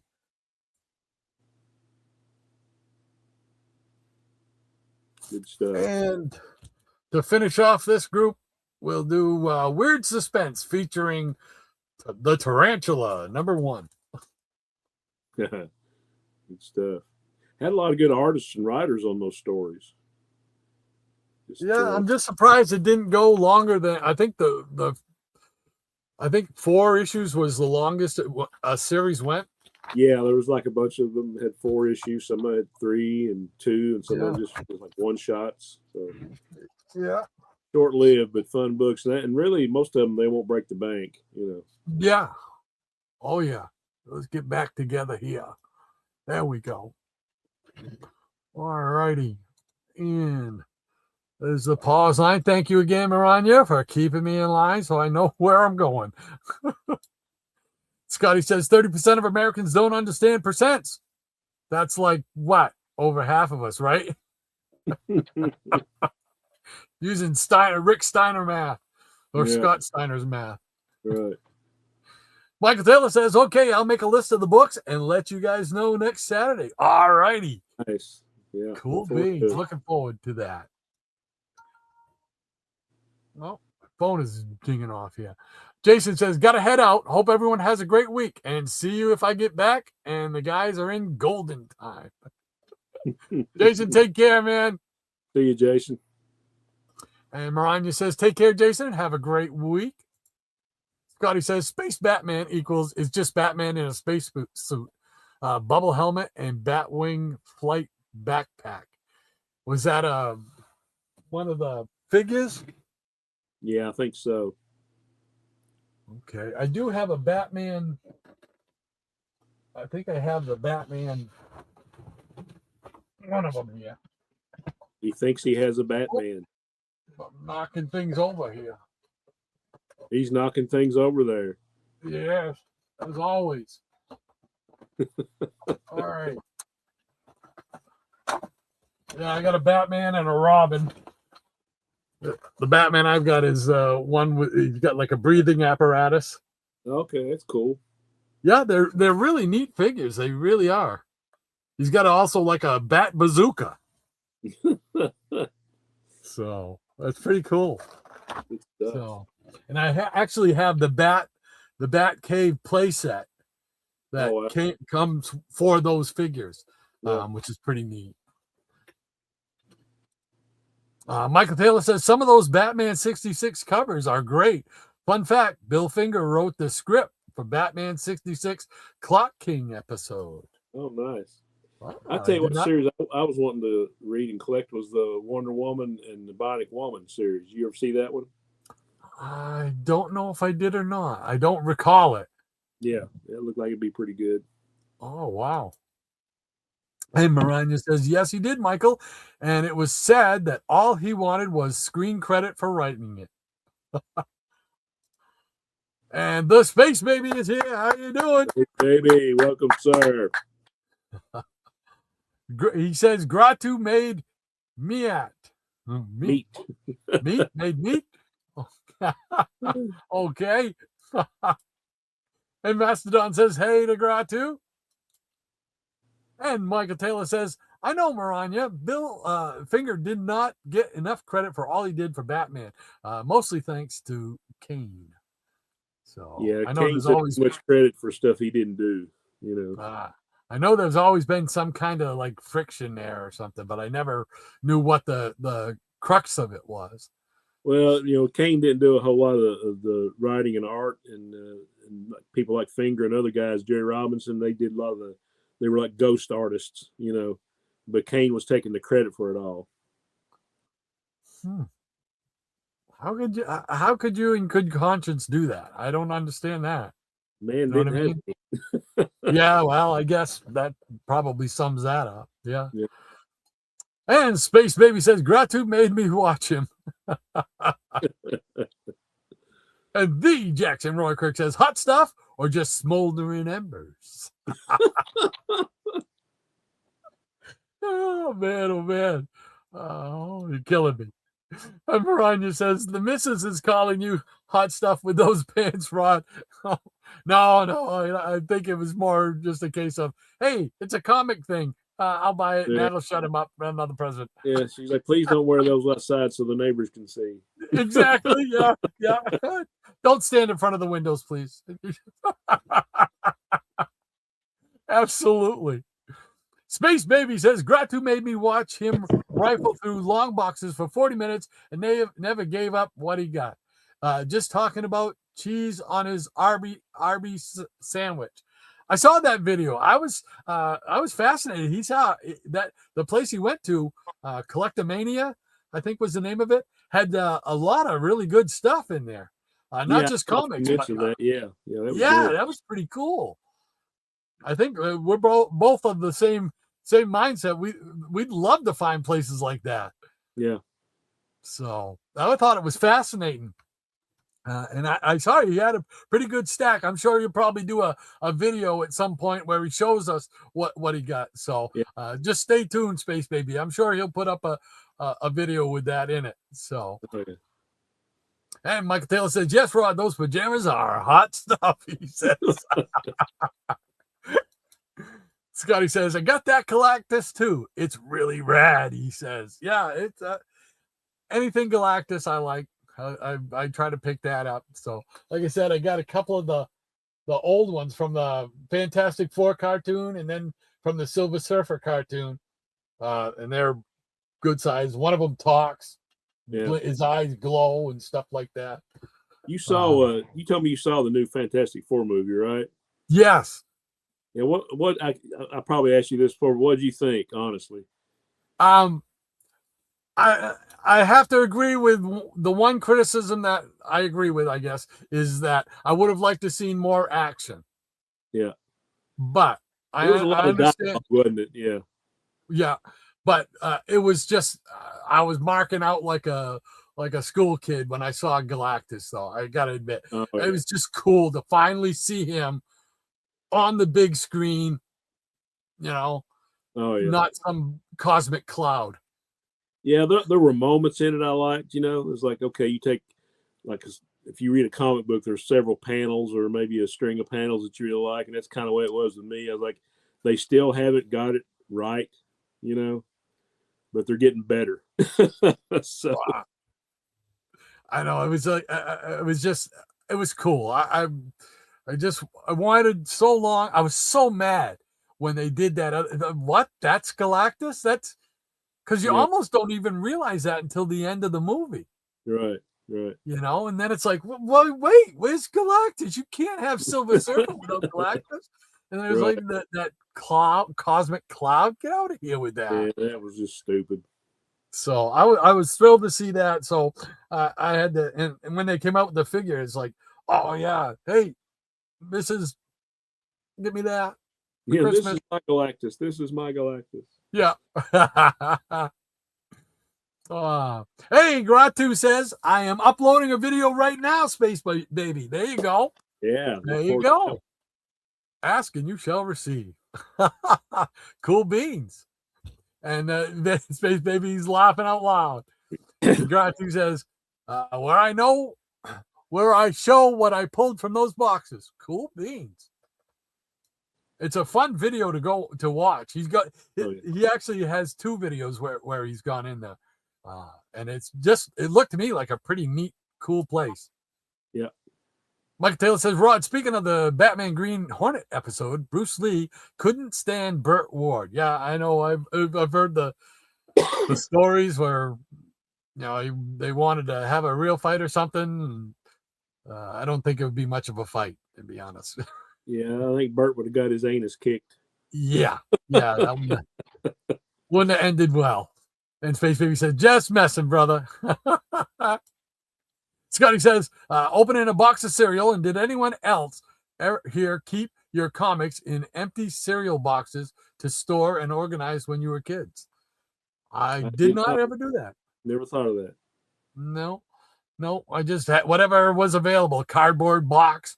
It was usually what we had was cardboard box. I stacked mine on the shelf on top of my little closet I had when I was a kid. So I had like piles and piles on the top shelf. Yep, I used to have them stacked on the floor in my closet when I didn't have boxes.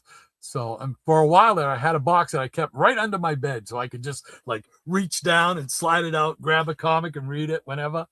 There you go. Maranya says, my understanding was that Bruce and Burt were sparring partners back in the day. Bruce was likely ticked because they had to fight to draw to satisfy both sides. Oh, okay. So they had to, because they didn't want either one to come out on top. They don't want to. It's like in wrestling, you got 2 baby faces. You don't want one of them to lose, so you do some kind of a false finish type of thing. Yeah. So, okay, I'm with you, Maranya. Thank you. And Michael says, Shannon, Hans would have a pair of those pajamas since everyone knows that Harvey started his love for comics. Oh, yeah. Absolutely. Yeah. I was a big, before I got to be like a comic collector proper, that was, bought a whole lot of Harveys. I mean, my favorites back then and still today, when I pull them out are like Sad Sack and Hot Stuff and Spooky, Stumbo the Giant. Loved Richie Rich, but I mean, you were inundated with Richie Rich and Casper books.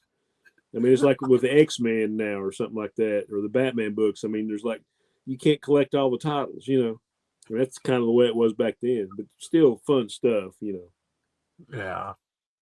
And Maranya says, not I, Scotty. My comic books never made it home from my yearly North Carolina trip. Oh, sad. And Gratu says, I know going through that many boxes was hard on the back. I was miserable, surrounded with normal people talking about football and breathing steam from a nuclear power plant. That's an interesting day right there. And pain. Oh, Mastodon says that's something I should try to add to my collections. Something Santa Claus or Christmas related from the Golden Age or Silver Age. Oh, you got plenty to choose from. Cool beans. Scotty says space heaters shouldn't cause damage to the comics. They aren't on fire. I know, but my problem is if I tripped over it, which I'm very apt to do, and knock it over and catch something, I couldn't risk it. I couldn't risk it. He'd rather risk Maranya, what's that? You'd rather risk pneumonia, wouldn't you? Yeah, well, I've had it a couple of times, so at least I know I can survive that. I'm hoping I don't know if the comics would survive flame. Ryan says, Rod, that is an awesome comic book from Leighton's collection. I'm jealous, he says. Oh, well, no, it was a great, wonderful AOK from Lead Paint Greg. He also gave me a cool Hulk wacky wobbler type head thing, which was pretty cool too. So thank you again, Greg. And Maranya says, if stuff is too close to the space heater, it can indeed catch on fire, as the heater will overheat, unless I'm mistaken, Scotty. See, it's stuff like that. That's what my fear is. So if I don't do it, I don't have to worry about it. That's why I look at it. And the wood stove is way in the other section of the basement, so I don't have to worry about getting warm from that either. Right. Yay. All right, Scotty says, Maranya, what happened to your comics? Did they confiscate them at the border of our state? That border patrol is strict, he says. Ryan says, if the TV movie Return to the Batcave is true, Bert was a stud muffin, no joke. Well, didn't he make like dog food or something now? Some kind of dog food he made? Yeah, he's like a big animal rights activist and some kind of company regarding that, yeah. And Triple P says, I'm a huge Turtles fan, and seeing those sketches just made my day. Thank you, Rod. Well, cool beans. Glad we could do that. Awesome. Maranya says, I lost the majority of my comics in my last move, save a few. I managed to bring with me, except for a few that I managed to bring with me, Scotty. I'll rebuild again once I am permanently settled in. Nice. And Scotty says, I wish I had the magazine I took to school on day 1, 1985, that had an article introducing the Teenage Mutant Ninja Turtles. They made me intrigued. I don't even know what magazine it was. Got to do some research. There we go. And Triple P says, I have a complete run of Marvel Chillers. I had a thing for Tigra as a kid and as an adult, he says. Yeah. Probably the best memory I have of like that character was in the Avengers when she was with them, like in the late 70s, and they were fighting against the Molecule Man. Can't remember the issue. It was like 211, 214, something like that. But I always just loved that story. Yeah. Oh, wait a minute. I skipped over Mastodon. Mastodon says, Rod, if you don't have the Warlord first issue special, it's fantastic, he said. I don't think I have that one yet. Then again, I have no idea what I'm going to find in the other boxes that are maybe over. You do, and maybe you don't. Yeah, maybe I do, and maybe I don't. Scotty says, so Dazzler's Chiller issue wasn't a parody of Michael Jackson's Thriller video, but on the Chiller comic book? I'm kind of lost with that one, Scotty. Yeah, I don't know. Michael Taylor says, in my opinion, Bruce would have destroyed Bert in a real fight. Yes, he would. I don't think that would be in doubt. Scotty says, Micronauts. Yeah, Micronauts square bound. Mastodon says, I believe there was a period where Mike's wife was doing ghost art on Warlord. Didn't know that. Wow. No, I never heard of that either. Mastodon says, I'm slowly closing in on my Sergeant Fury run, down to 15 issues and the annuals. Awesome. Yeah, that's a nice run. Very cool. Very cool. I was surprised back about probably 2 to 3 years ago. You could find on eBay early issues, like the first 10 issues or so of Sergeant Fury for decent prices. Of course, number 1, maybe number 2 might be high, but the rest of them, because I picked them out, I picked up a bunch of them, and I couldn't believe the prices. Oh yeah, so, and they're in great shape. So, Michael Taylor says, very cool Iron Fist train cover. Train covers are some of my favorite covers. Might have to look for that one. If I remember correctly, you also like pterodactyl covers too, I believe. Yeah, good stuff. Scotty says, I'm only 3 comics away from closing my Superboy Volume 3 collection. Number 9, number 96, and number 99. Good deal. And Andrew says, I've completed my supervillain team up over the summer by finding the giant size 1 and 2. Awesome. Cool beans. Congrats. People finishing up collections left and right here. Michael Taylor says, I think Man Bat number 1 is the only time Ditko did Batman art. Yep. I did not know that. This is true. He says, Rod, very cool stuff, especially that Turtles piece. Yeah, those are amongst my favorites of any kind of original art that I have. So Mike Taylor says, later, Jason. Scotty says, Space Batman was the one you were asking about earlier. I was just giving clarity that it's not a different character, just a different uniform. Okay. All right. I got you now. Thank you, Scotty. And Canadian Survivalist, how you doing today? Welcome, sir. Happy New Year. Hope your year is going well. Cool beans. Thanks for joining us. Mike Taylor says, Steranko couldn't stand Kane. I did not know that. I think I remember hearing something about that. I don't remember what it was, though. Wow. Holy cow. Maranya says, hey there, Canadian Survivalist. And CS says, Maranya, he's giving a fist bump. And Maranya says, my comic book related clothes are my Iron Man movie helmet t-shirt and my Jose Luis Garcia Lopez rendition of the classic Justice League of America. Yeah, I've seen that one. That's cool. Cool beans. All right, she's throwing down the line again. She wants to see something you got over there. Okay. Well, so right. there's a stack of comics from the display shelf and it's all related stuff. I got an issue of Amazing Heroes. This is number 34. And it's got a Joe Kubert cover. There was going to be a sci-fi series called The Redeemer that did not get done, but later it was kind of serialized. And you remember when the miniseries came out several years ago, Joe Kubert Presents? So it had him and a bunch of other artists doing stories. Well, this finally showed up in that book. Oh, wow. Years later, I guess. Yeah, this was, I'm not sure what year this was, but it's like 83, so it's been a while. The good stuff for this issue. Here we have I still like those.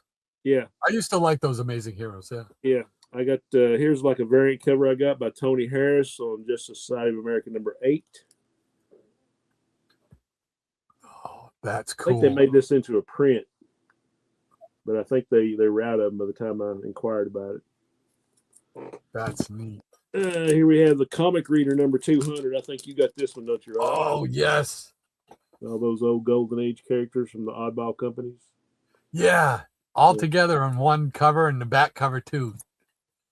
And like I said, I can blame this one on Hans. I had he showed several of these. I had to have an issue of this title. The Barker. The Golden Age. Yes. Yeah. I remember him showing those in video. Here we got Night Nurse number 3. Oh, cool. Yeah. Finally completed that big long 4-issue run several years ago. And this was an AOK from our good friend Eric K. It's one of his favorite covers and books. Luke Cage Power Man number 45. Oh, yes. Kind of reminiscent of, I guess, issue 9 or like supernatural thrillers where the living mummy is underwater chained up like that. You remember that? I'm still collecting that, actually. Yeah, these are some of Ron's favorites. Oh, love them. Got the 3-packs from the 70s, or I guess 2-pack in this one. 79 cents. You got Justice League of America 130. Ernie Chan cover, and then Batman Family number 5. Oh, I've told the story before, but I didn't even know those things were still even around until you showed them in that video you did. And then it was like, find them, man, they're outrageous now. You won't find less than 100 or 200. Then it was off to the races trying to find them. Oh yeah. Here we have 3 for 59 cents, and I would like to tell a story. The first one I had of these, of course, you open them up when you're a kid, you know. But I had Shazam number 5, Superboy and the Legion 197, which started the Legion co-starring with Superboy, and Batman 251 with the giant Joker and Batman on the card cover. Oh, yes. Yeah, so I got all those, and you saved a whole penny back then. So this is Jimmy Olsen 153, Superman 257, and I'm not sure about the other one.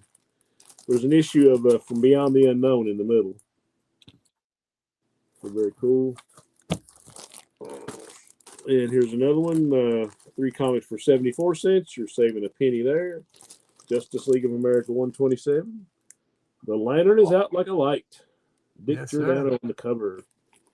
They're reenacting the Green Hornet, Kato versus Robin. Yeah. Number 1. Great Ernie Chan cover. Cool. See if I can see what was the other one.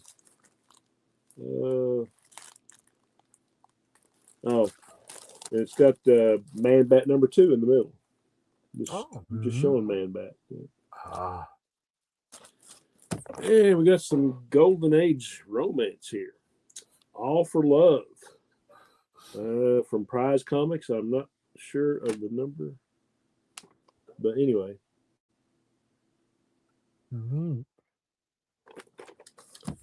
And here we have True Comics. I think this is number 55.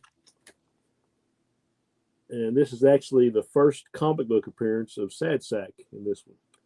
Oh, neat. There's another one I can blame on Captain Strange Life. Of course, he was in the comic strips for years, by George Baker, but they finally reprinted a panel. So this is actually the first comic book appearance of Sad Sack. And here we have Tor number 4. Oh, wow. Joe Kubert. Very cool. And we have an AOK from Mr. Eric Breen, the Superman logo. Oh, that's the alternate. Yeah. The test cover. The test logo. Very cool. Thank you again, Eric. Talking earlier about picking up the second issues of things. This is the first one I had of New Teen Titans. Number 2, introducing Deathstroke. Nice. And this is actually from DC, but they got an independent wrote on it. This is Teen Beat number 1. I just got it because it had the monkeys on the cover. Huge Monkeys fan, in case anybody. Yes, sir. And here we have the Heroes World catalog. Got a few of these with the Joe Kubert cover. And all the cool. They just wanted everything in this catalog, And they would advertise these in the ads in DC Comics and Marvel Comics too. Here we have Forever People number 1. One of my favorite covers. Cool. And Todd McFarlane started his run on Spider-Man. This is the silver cover. Yeah. And this is one of the regular covers. This is the direct edition. And we got a Young Love Giant, number 69. Great Dick Giordano cover. Yeah. And what was odd about this one, all the Giant series, they would usually put like G47 or G22 or whatever, but this is not numbered.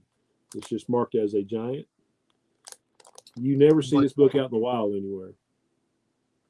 Like the prototype or something like that they were doing. Yes. Yeah. And here we have, I guess this is volume 3 of the Spectre, number 54. This is actually the first appearance of Michael Holt, Mr. Terrific. Oh, cool. So this one is going up in value.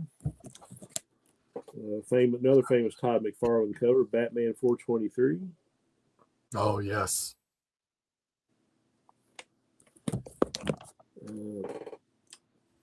Batman 655. I think this is one of the first appearances of Red Hood.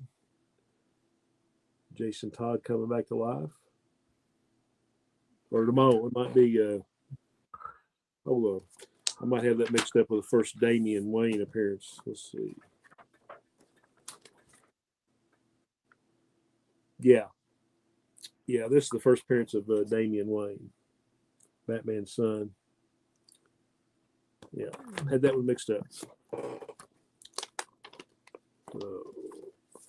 And I think this is the continuation of that story, Batman 656.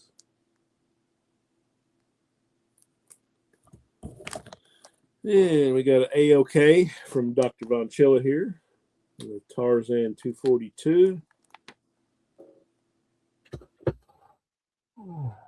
And so this was, it was an A-OK from Dr. Von Chilla. But before that, ETA Nick had gifted it to him, so he had both their stamps on there. Oh, neat. Yeah. And last one I got here is Avengers 196. First appearance of Taskmaster. Oh, yeah. There we go. All righty. Great stuff. Thanks, sir. All righty. Yeah, I'm gonna have to go ahead and cut out. But just happy to be here as always. Rod is going to carry on and I'm sure do a better job doing solo than he would with me. So, anyway, guys, it's great seeing everyone. Hope you have a great new year, and we'll see you next week, or I will. Awesome. All right, we'll see you, man. Take care, Shannon. All right. All righty. So we'll thank you again for the line, Maranya. Appreciate that. And let's see what people are saying in the peanut gallery. Oh, I'm sorry. I'm chilling down here. Big time. The Jackson Rockrick says, I'm slowly working my way through the MCU timeline. I watched Brave New World last night. I liked it. Much better than the 3 or 4 previous movies. Cool beans. I think my favorite in the MCU movies, I always watch Civil War whenever I see that on. If I come across it, I'll watch the whole thing from wherever I pick it up. I'll watch Civil War. I like the Winter Soldier, and I like the double finish there. Endgame and Infinity War. I like those two as well. I not to say that I don't like the other ones. Those are the ones that I'm like, oh, I really enjoy watching those. But I most of them I watch. Like the first Captain America one, I thought is really cool too. I wish they'd be able to do a Hulk movie, but I guess there's something to do with the distribution rights owned by somebody other than Marvel or Disney or whatever. And so that's a sticky point, which is too bad. I mean, but they gave us, what was it? Thor Ragnarok, which was basically part of a Hulk movie type of thing. But I want Savage Hulk. Not a Professor Hulk fan. I want the Savage Hulk. So those that first Avengers movie was super cool with that's the Hulk I grew up on, So, the whole thing with puny God, great stuff. So, Michael Taylor says eventually Burt was getting intimidated by Bruce.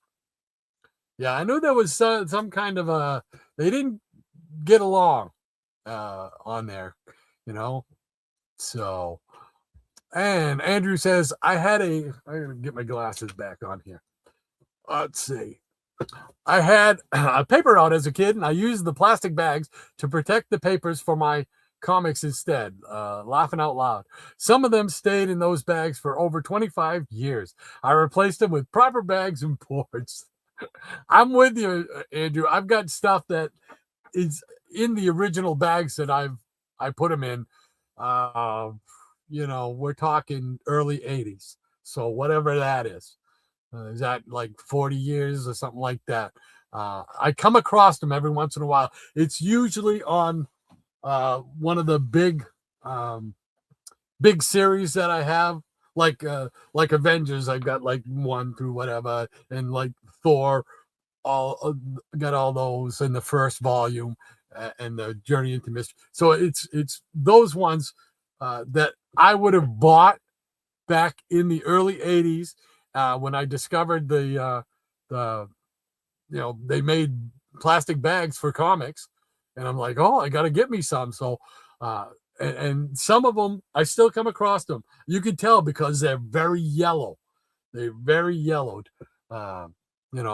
So, but I hear you. I would love to be able to go through and put everything in MyLights or Mylars. I would never be able to afford it because then if I did that, I'd never be able to buy any more comics. And I can't give up buying comics. I am addicted. My name is Rod, and I'm a comic addict. Michael Taylor says, I don't blame you, Rod. I'd be worried to have a heater down there as well with all the books. Yeah, the books and the cardboard. I mean, the cardboard boxes alone, they could catch on fire. It would be too much of a worry, and I'd have to be on my guard, and sometimes I'm just clumsy, so I wouldn't risk it, but I just try to throw on more clothes. So, and maybe I need to put on those hot stuff fuzzy pajama things there. So. All righty. Michael also says, man, it's 11:46. It literally feels like we just started. Well, I hope that's a good thing, because time does fly for me when we do the show. It flies for me. Sometimes we do it for 3 hours. It doesn't even seem like it's that long. I mean, literally, I look and I'm amazed at what time it is when I do that. So I understand wholeheartedly, Michael. And Diabetic Superman, he says, I just bought the Warlord Omnibus last Tuesday. Wow, cool beans. How much do the omnibuses go for now? Because I've never had one.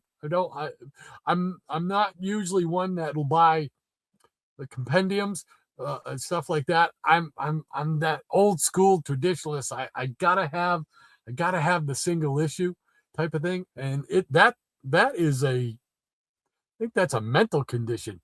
You know what I mean? But I am curious because there are a couple of omnibuses I would think about getting, like if they did like a Justice League or maybe a Doom Patrol or Brave and the Bold, that kind of stuff, which is what I really grew up on and enjoyed when I was a kid. So let me know, are they expensive? Are they relatively inexpensive? Did you get it at Ollie's? Because I know everything's cheaper at Ollie's. So the Jackson Roarkirk says, nice DS. I thought about it, but a smaller trade would probably show up by the end of the year. So I'll wait for that, he says.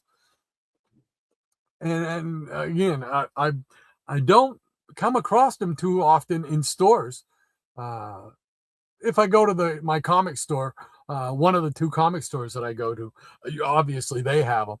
In fact, one of them has a ton of them, a whole wall full of stuff like that. But I just haven't. It's a branch of comic book collecting that I have not ventured out on.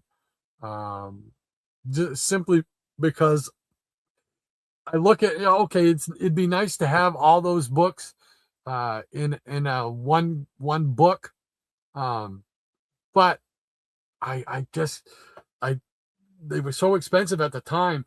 It was just like, but with that money, I can buy some Silver Age stuff that I'm looking to fill in, So it's a trade-off. It's a trade-off. So, but I know for some people who may have sold their collection or somehow lost their collection or whatever, that may be a real cool way to go and do it, because then you can get a bulk of stuff, in one book, So I totally get that, and it's just one of those things that never really been on my radar for some reason. Well, I know for what reason. It's because I'm, like I said, a traditionalist, and I love the single issues. That's what I grew up on. There were no trades back in the 60s and 70s, so that's what I grew up on, and I just, it's something about that whole experience, about holding that comic in your hand, smelling that comic in your hand, and just thumbing through that newspaper print, 4 colors, baby, So, but I could very easily see myself, if I started to get into that, I could see myself very easily, because I've got an addictive, what do they call it? Addictive thing, where when I like something and I get into that, I really get into that. So hence all the stuff you see here, toys and action figures and TV guides. Thank you again, Jackson. TV guides and all kinds of stuff like that. So I'm running on. I'm sorry. Michael Taylor says, yes, Rod, there's a great Green Lantern Silver Age pterodactyl cover where Lantern and the pterodactyls are coming out of a porthole that I eventually would like to get. Oh, cool. Awesome. I know, because I think I've showed some of the ones from, what is it? Star Spangled War Stories, I think it is, with the war, I can't remember the thing, the war that time forgot or something like that. And they have a couple pterodactyl covers. And I remember you used to say, yes, I love those covers because of the pterodactyls. So cool beans. Maranya says, whenever I'm feeling low, I pull out the Mad Magazine free comic book day book and flip through that. I think I just found that. Oh, I think I put the box back. I just came across that. I didn't even know I had that. I came across a lot of free comic book day books, and I believe that was one of them. So that's funny you mentioned that, because that's like, wow, not something you often hear about.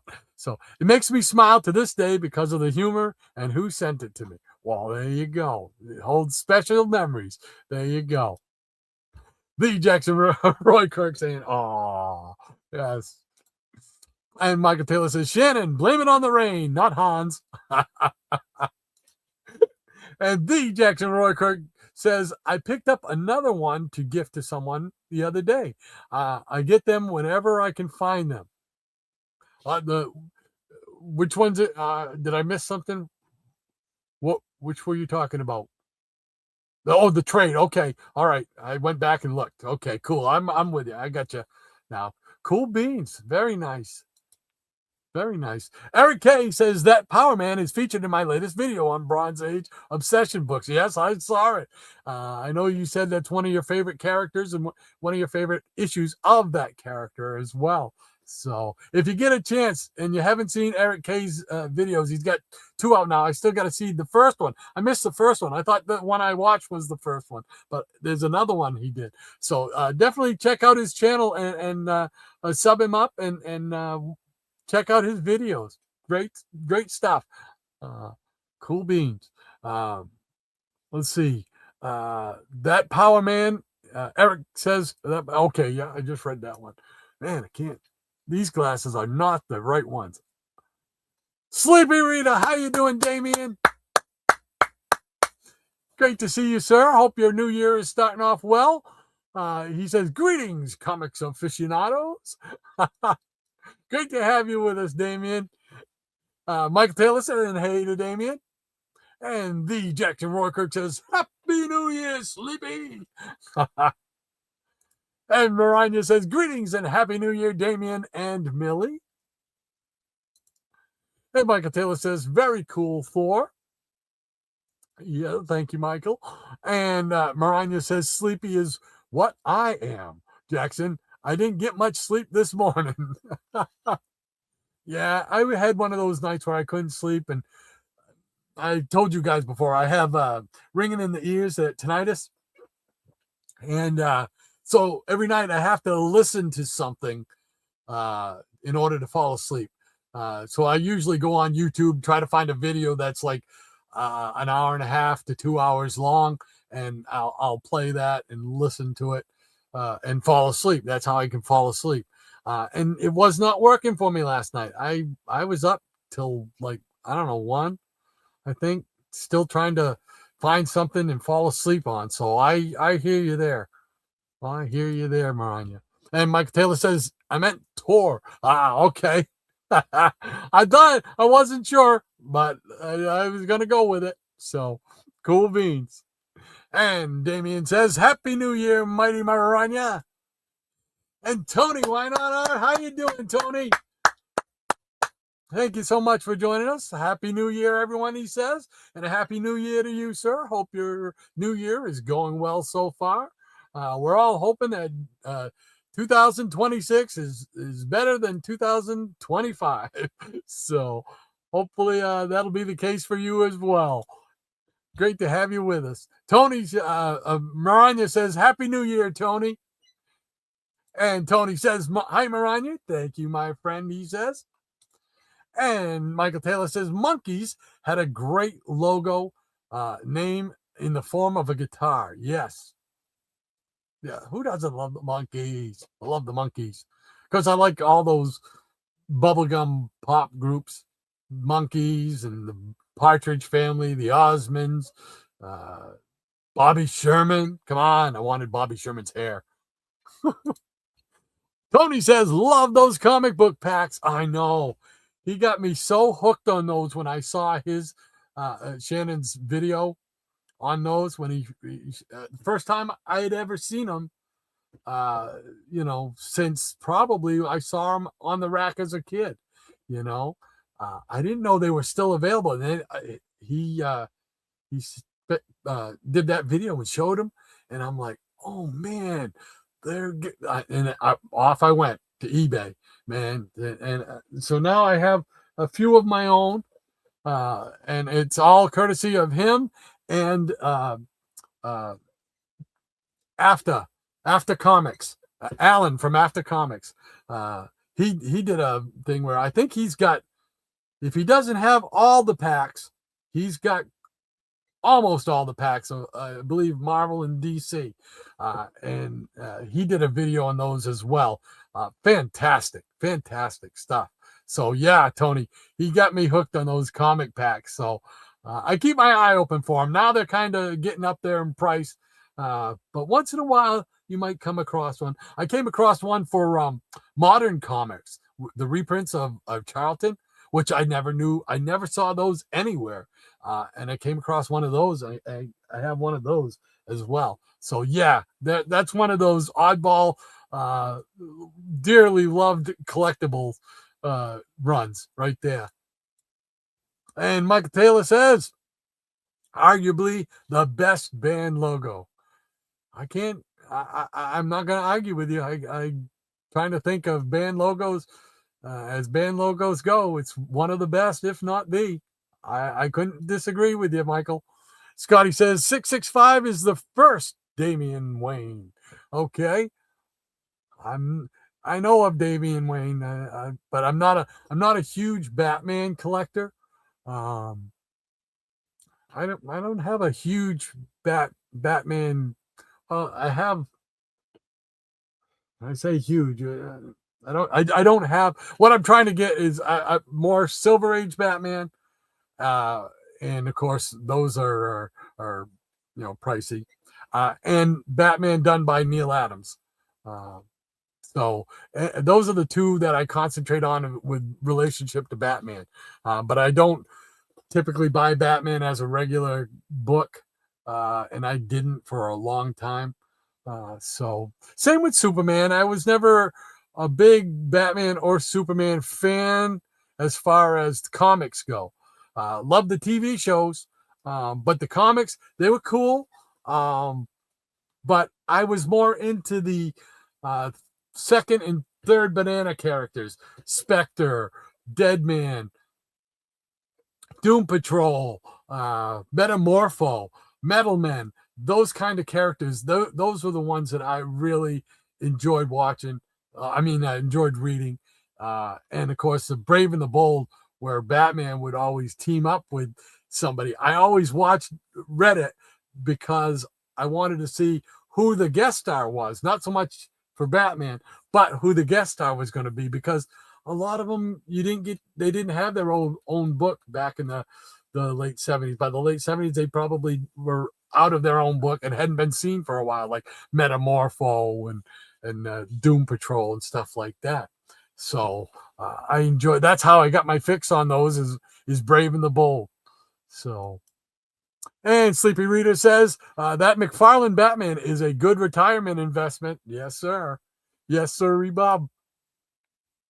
Scotty says, I have 665 because of Damian Wayne and the Convergence comic with the birth of John Kent. Cool beans. Cool beans. Michael Taylor says, hey there, Tony. And Tony says, hey to Michael. And I am one of us says, nice comics, Shannon. Thanks. Bye. See ya. And Michael Taylor says, Shannon, very cool books, especially those 3-packs. Yeah, man. Those are just, they put a smile on your face, man. I love those things. Easy Comic Reader, he says, take care, Shannon.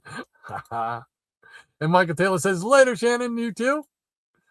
Tony says, fantastic hollow books, Shannon. Absolutely. And Michael Taylor says, agree, Rod. Professor Hulk and regular Hulk doesn't mix. No.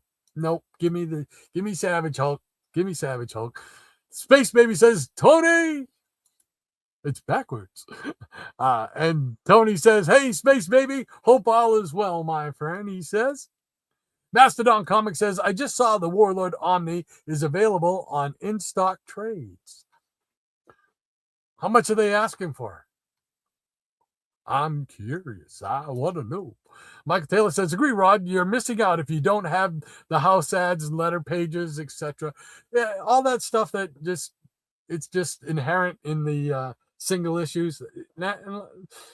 Basically that's what I grew up on. That's probably the easiest way to say it. It's what I grew up on, and that's what I'm comfortable with. And that's what, just that nostalgic feeling. And every time you open up a book, every time you open up a comic, man, you have that feeling.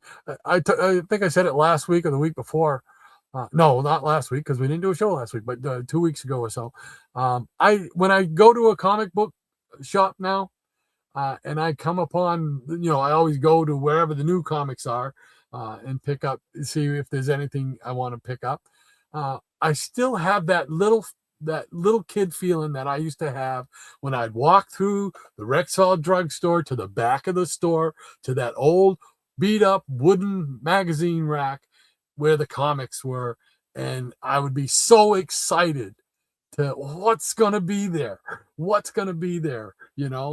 and it was a whole new world back then for me. And I still have that excitement when I go to look for new comics at the two comic stores that I go to. So, I wish I could bottle that feeling, and sell that feeling, because it's just tremendous. Damien says omnibuses become their own addiction. Soon you want them all. See, that's where I'm afraid of.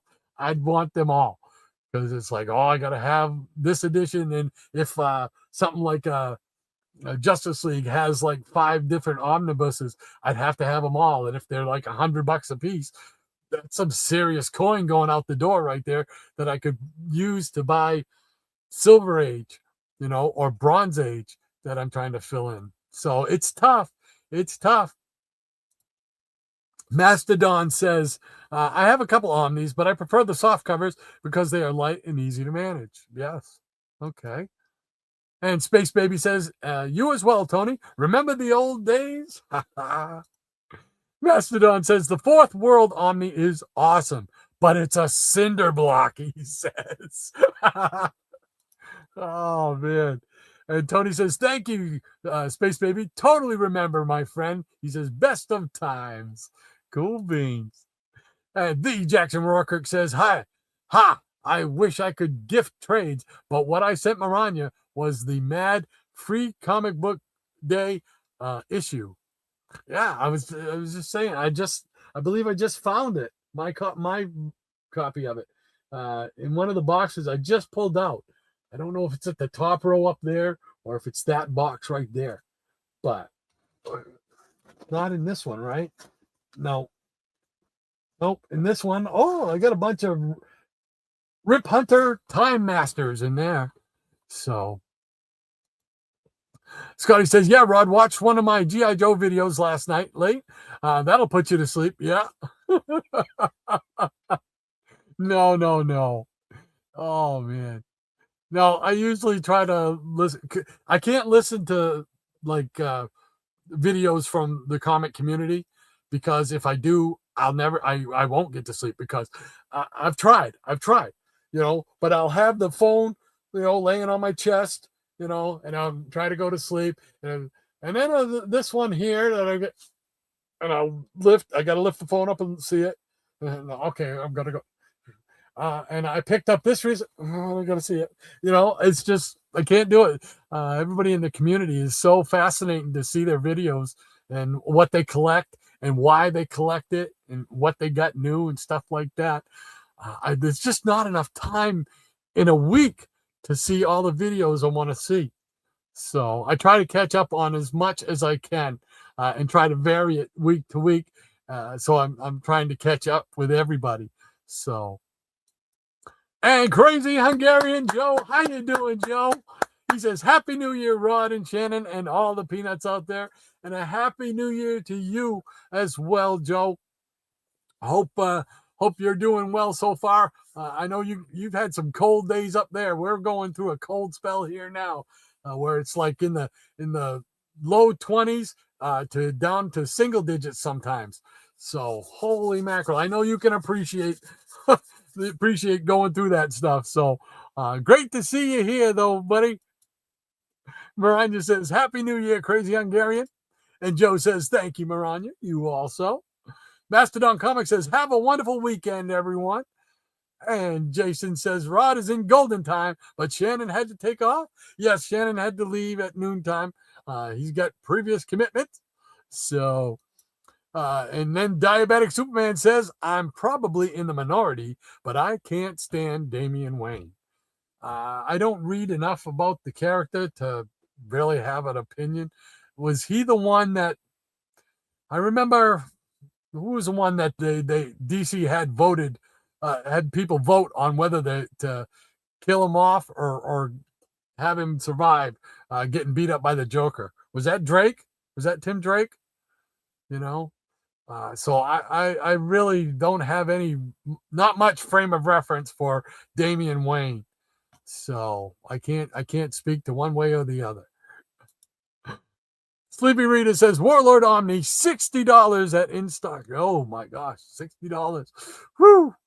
So see, my brain automatically goes to $60. Man, that I could probably get 2 pretty decent Silver Age books for that, or 3 maybe, So that's where my brain goes.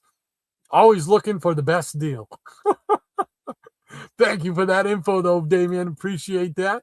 The Jackson Rourke says, if I had room, shelves, and money, I'd go down the Omni rabbit hole. Yeah.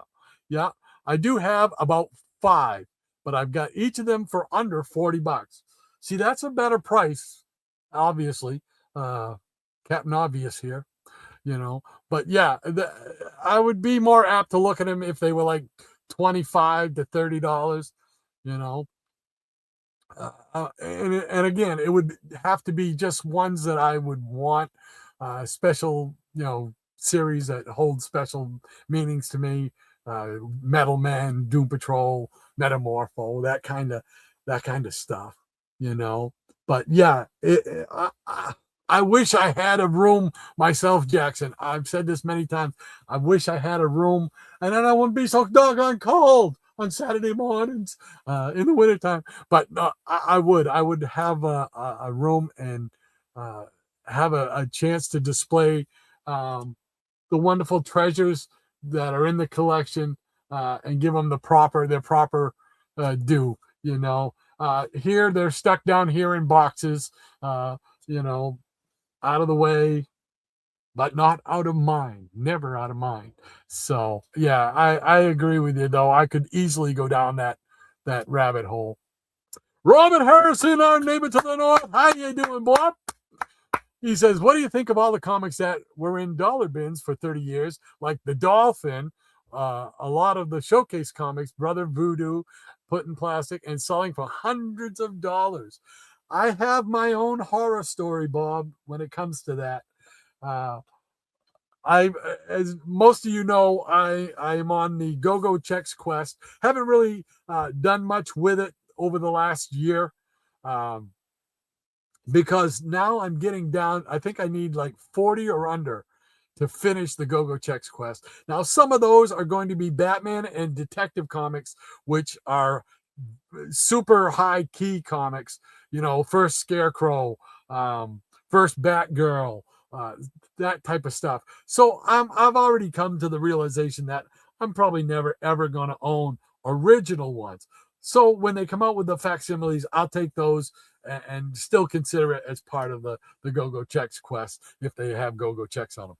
But one of the last non-Batman and non-romance comics for Go-Go Checks that I need is Tales of the Unexpected number what is it? No, it's not Tales of the Unexpected. What's the one with Deadman? Why am I drawing a blank? Strange Adventures. Yes, Strange Adventures. Strange Adventures number 187. It's the first appearance of the Enchantress. Now, that book, that was a $1 book all day, every day for years. Nobody wanted that book, and I passed it over several times so I could get other Go-Go Checks books, Well, then they came out with the Suicide Squad movie, right? And of course, they said the Enchantress was going to be on there. All of a sudden, overnight, that book went from a $1 book to a $100 book. And then it continued to grow after that. I think now it's still settled back now to about $100 or so. Now that's so I missed out on it, right? So that's one sad part to the tale.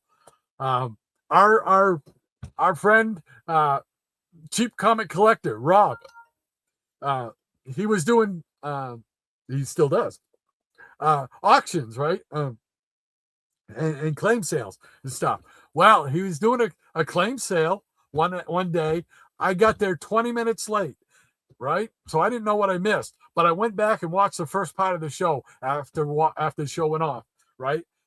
20 minutes before I got on, he sold that book, Strange Adventures, for $1 or $2. It might have been $2.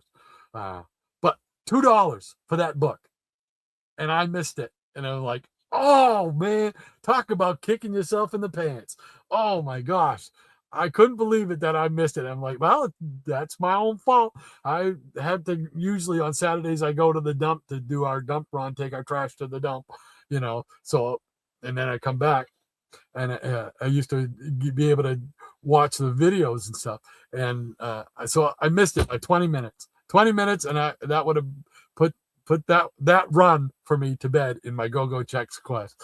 So yeah, that's my horror story from those books that were dollar bin books, but they suddenly get boosted up in value supposedly because of movies, TV shows, whatnot.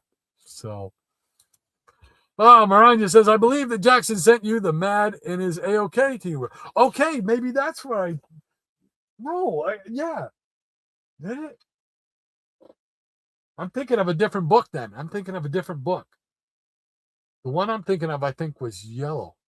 Was it yellow? Oh, wait. Oh, where did I put? Ah.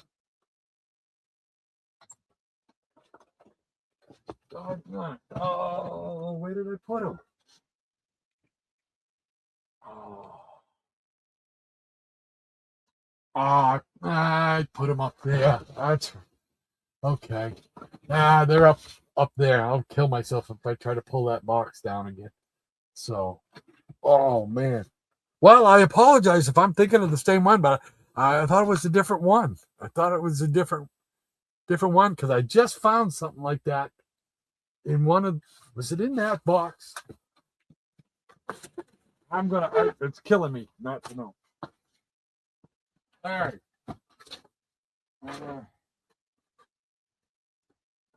No, it's not in that one. Okay, then that one's got to be up there too because I put all those up there just the other day. So, yeah. So, well, I apologize. So, and if I'm wrong and it was one of the ones that Jackson sent, then I doubly apologize. So, thank you. And Tony says, take care, everyone. I wish you all the best in the new year. Hope a lot of you get what you want in your collections as well. Well, thank you, Tony, and Happy New Year's to you. Hope 2026 is better than last year even. So, all righty. Take care, and thank you so much for stopping by, man. Appreciate it. And Miranda says, that's frankly crazy to me, Robert. Happy New Year, she says. And Miranda says, take care, Tony. The Jackson Roykirk says, same to you. Why not? Says, Happy New Year as well. Robert Harrison says, Happy New Year, Miranda. Nobody wants those comics for years. Absolutely. Jason says, no, Jason Todd was the Robin voted to death. Okay, thank you. Thank you, Jason. That's the one I remember. And after that, I couldn't tell you who was Robin. That was the last Robin I remember. Miranda says, Jason Todd was the one voted out. Okay, cool beans. Thank you, guys. Michael Taylor says, Rod, Shannon, and Peanut Gallery, have a great weekend, upcoming week, and new year. But I will still be watching until Rod signs off. Well, thank you, Michael. It's great to have you back, man. We've missed you. So thank you for stopping in, and hope to see you next week in the Peanut Gallery as well, my friend. And the Jackson Roykirk says, Damian Wayne is the son of Bruce Wayne and Talia al Ghul, right? I believe that is correct. Yes. Correct, Jackson. Yep. There we go. Affirmation complete. Marina says, you take care, Michael. Good to see you around again. You are sorely missed. Absolutely. Thanks, Lady Emmy says. And the Jackson Roykirk says, yes, Michael, so great to have you back in the chats. Yes, sir. Michael Taylor says, thanks, Jackson. And DS says, I ended up paying out of pocket $1.97 for the Warlord Omnibus because of store credit. Hey, nothing wrong with that. Nothing wrong with that at all. Nice score. Way to go. Awesome, awesome, awesome. Cool beans. All right. Well, guys, it's 12:30, and I'm going to pull the plug. I want to thank everybody for stopping by today and spending your Saturday with us. We greatly appreciate it. We always say that, and believe me, each time we say it, we mean it. You guys are fantastic. We wouldn't have the fun without you guys, you know. So hopefully y'all will be back next week. I'll do it same bat time, same bat channel. And Shannon will be back, he says. Awesome, awesome. So, cool beans. All righty. I'm just making sure I got the right thing up here. Oh, it's been a technical fiasco this morning. So, but thank you for putting up with all my technical difficulties. Oh, let's see. Somebody just said something. Let's say, thanks, Rod. Cool comics today. Thank you. I am one of us, and thank you for hanging out with us again, spending your Saturday. Appreciate it, my friend. Thank you so much. And Damien says, thank you, Rod. Thank you, Damien. Thank you for swinging in, saying hi. Always appreciate it, my friend. Jason says, have a great weekend, my friend. You as well, Jason. We tried to stop in and see you, but I didn't realize you weren't at that store up by Hobby Lobby anymore. They said you were down at the other one. I thought for some reason you were working at the one up at Hobby Lobby. So we were going to stop in. We went inside to see if we could say hi to you. But unfortunately, it was the wrong store. So next time, though, next time. So, all right. Everybody, take care. Maranya, thank you once again for keeping me in line and keeping this ship rolling as we go. So, everybody, thank you so much and take care. Happy New Year to you all. And may this year be a good sight better than last year for those of us who really need it to be better. So, all right. Take care, everyone. And we will see you next week.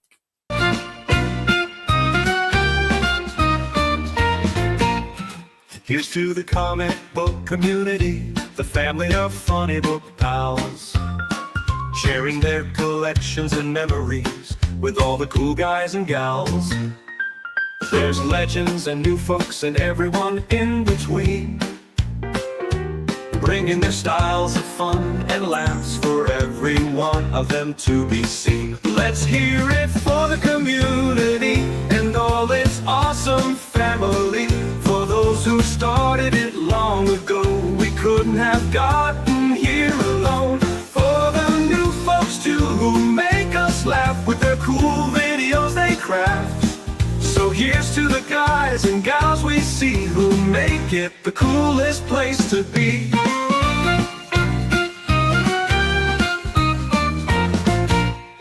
Every day there's more to view as they show the comics to me and you. They're wondrous comics, new and old. There's always a story behind what's shown. So feel the passion, the love, the fun. It's all here to enjoy for everyone. Such great tales and folks to see. So thank you, comic book community.